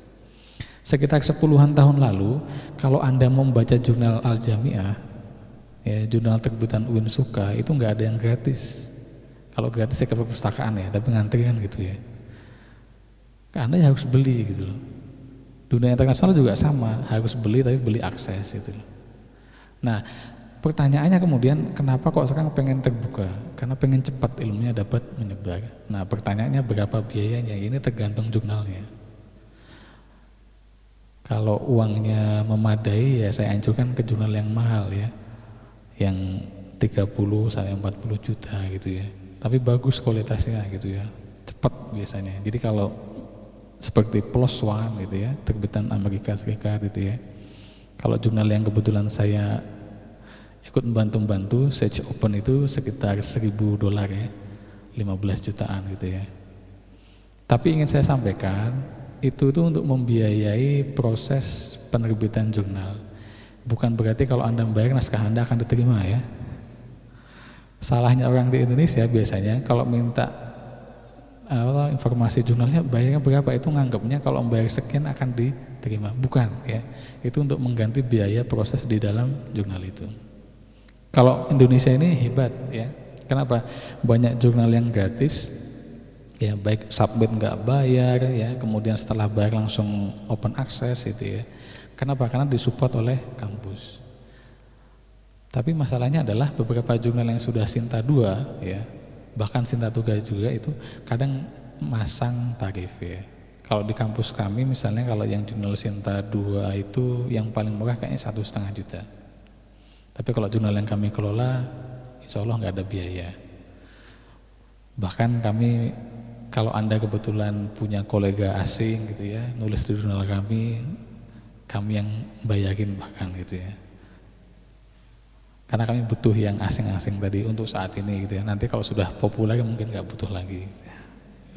Jadi gitu ya. Untuk pertanyaan Mas Muhammad tadi, biaya itu tidak ada patokan standar ya. Jadi dari yang katakanlah $200 mungkin 3 jutaan ada ya, sampai yang tadi saya bilang sekitar $2.000 ya, atau bahkan $2.500 30 sampai 40 juta pun ada. Nah, makanya kalau teman-teman nanti punya semangat publikasi ya, bisa berkarir di bidang peneliti, yang peneliti itu nanti ketika mengajukan dana penelitian bisa memasukkan biaya tadi itu, sehingga nanti bisa maksimal. Kalau kami ya sangat menganjurkan mencari yang tidak ada biayanya ya. Jurnal-jurnal yang dari penerbit bagus biasanya tidak ada biayanya. Cuman memang harus sabar ya, waktunya macam-macam. Saya tadi tidak sempat mencontohkan, tapi ada satu jurnal saya itu ya submit. Pokoknya penelitian selesai itu udah lama ya. 2017 mulai kami siapkan naskahnya gitu ya. Kemudian 2018 akhirnya kami submit. 2019 dinyatakan diterima, tapi revisinya makro gitu ya. Jadi kami mengcapture topik A, tapi jurnalnya maunya topik B yang dioptimalkan gitu ya. Jadi diberi waktu setahun revisi. Akhirnya 2020 baru publish. Jadi butuh waktu hampir 3 tahun. Tapi nggak bayar. Tapi ya capek gitu ya. Itu contoh saja. Jadi begitu, kalau biaya tidak standarnya saya nggak tapi biasanya di Indonesia itu kalau jurnal yang bayar terlalu mahal tapi kualitasnya jelek itu akan dimata-matai nanti. biasanya nanti akan ditendang dan tidak diakui di Indonesia. Jadi ya meskipun mahal dipastikan penerbitnya bagus. Kalau jurnal yang kebetulan saya ikut bantu-bantu yang Sage ini silahkan ya. Tapi saya pun beberapa kali juga ditolak ya, meskipun ikut bantu-bantu di situ karena memang standarnya tinggi sekali. Atau mungkin kebetulan yang mereview itu lebih kejam dari saya gitu. Terima kasih. Terima kasih. Beri aplaus kepada Pak Yuli Adriansyah. Ya, pada sesi kali ini, sesi yang terakhir sebelum saya tutup, ada penyerahan sertifikat oleh Direktur Rumah Jurnal Fakultas Syariah dan Hukum, oleh Ketua Panitia, Mas Dr. Hijrian. Kepada beliau dipersilakan untuk menyerahkan sertifikat langsung kepada pemateri.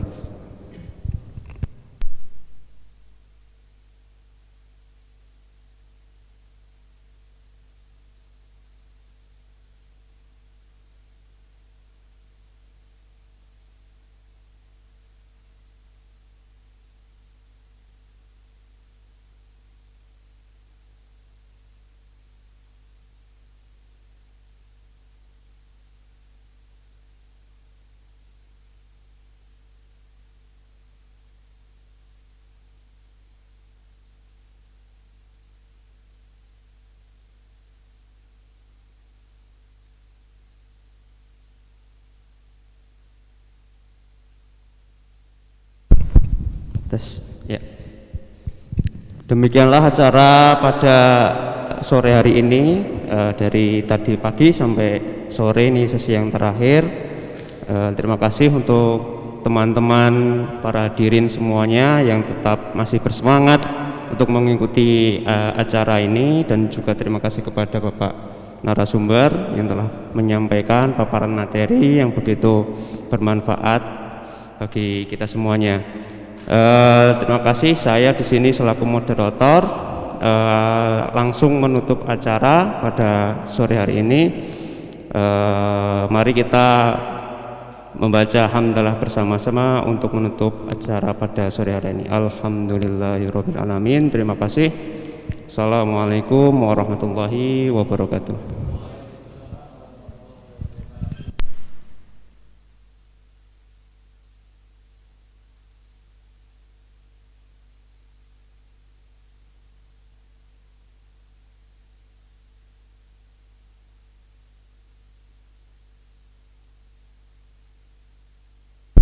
Oke, teman-teman, sebelumnya mohon perhatiannya sebentar sebelum kita benar-benar akhiri acara ini. Untuk di ruangan ini yang mengirimkan artikel pada acara hari ini siapa? Angkat tangannya. Untuk teman-teman yang mengirimkan artikel untuk acara ini itu siapa aja? Banyak ya? Oke.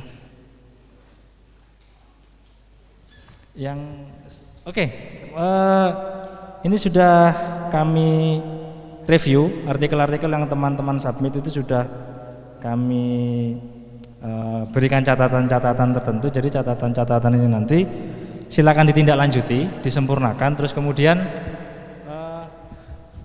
submitkan di jurnal-jurnal yang sesuai dengan skop dan fokus keilmuan teman-teman masing-masing. Artinya kalau mau belajar submit, ini disempurnakan dulu, kemudian submitnya jangan lewat email ya, tapi lewat OJS. Sudah paham kan ya? Nanti kalau misalnya kurang paham, silakan mampir di Rumah Jurnal Fakultas Syariah dan Hukum, ada di ruang Asyirah ya. Tahu semua kan? Jadi nggak usah sungkan-sungkan. Pokoknya begitu teman-teman butuh tentang bagaimana submit, bagaimana, pokoknya berkaitan dengan hal tulis menulis, silakan tok-tok pintunya, kemudian masuk, temui siapa aja di situ dan sampaikan apa yang teman-teman butuhkan. Kita terbuka untuk hal tersebut. Nah, untuk jurnal-jurnalnya ini ya. Jadi kalau yang dari prodi HES ya silakan submit ke Azharko, dari yang IH silakan submit di Supremasi Hukum, dari yang PM Mas Amin misalnya silakan submit di Mazahib, terus kemudian kalau yang HKI ada Al-Akhwal.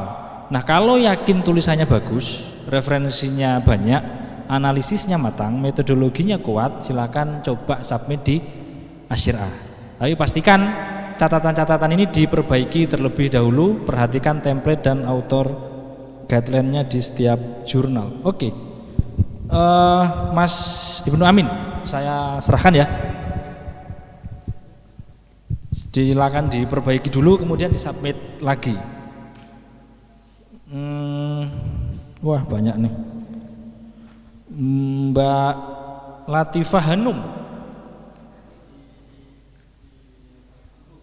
Di mana? Oh, nanti kita kirimkan via email atau WA berarti ya. Mbak Evi, Eka. Oke. Ini kayaknya online-nya udah mati ya. Jam 3 koneksi putus. Mbak Mega Puspita.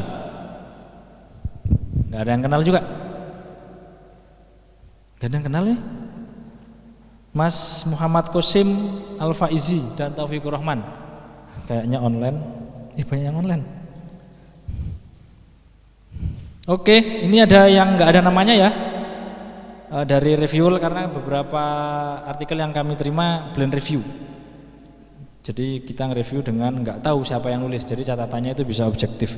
Judulnya itu Problematika Penerapan Hukum Adat Indonesia di Tengah Berlakunya Hukum Negara.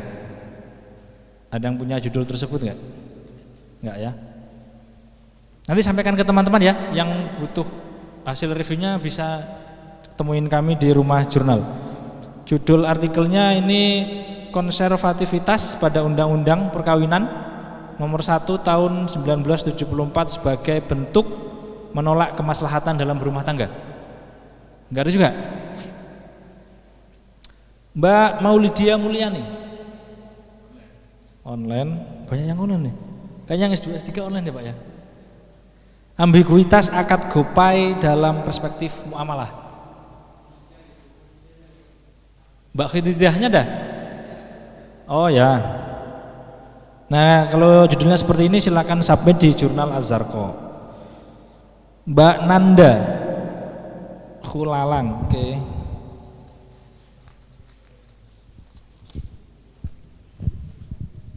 Oke, kasih Mbak ya. Silakan diamati, diperbaiki. Ini Paknya langsung. Oke, Mas Herdiva Pratama. Online ya sama Pak Abdul Mujib ya. Mas Bustan sendiri parah. Oke, Mbak Misaro Ahmadi. Cowok cewek nih. Enggak ada. Mbak Baik Nurul Hanak. Online juga. Oke. Tanda tangannya beliau belum? Oh ya. Apanya? Oke. Oke. Niki? Sampun. Oke, lanjut Mas dulu ya. Oke, saya lanjutkan. Di sini masih ada beberapa catatan dari teman-teman yang ada di sini. Ini dari mana ini? Penulis Mas Nilman ya, ini Mas Nilman.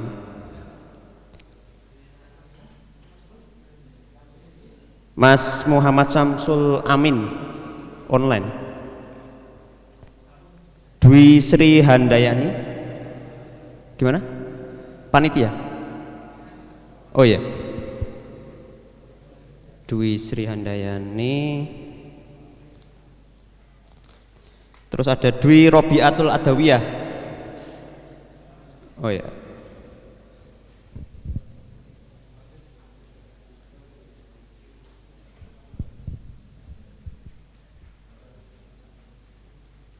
Wah, ini direvisi bisa masuk jurnal ini. Paling tidak jurnal prodi, kalau enggak ya Asyirah paling top. Kemudian ada Mbak Farah ya.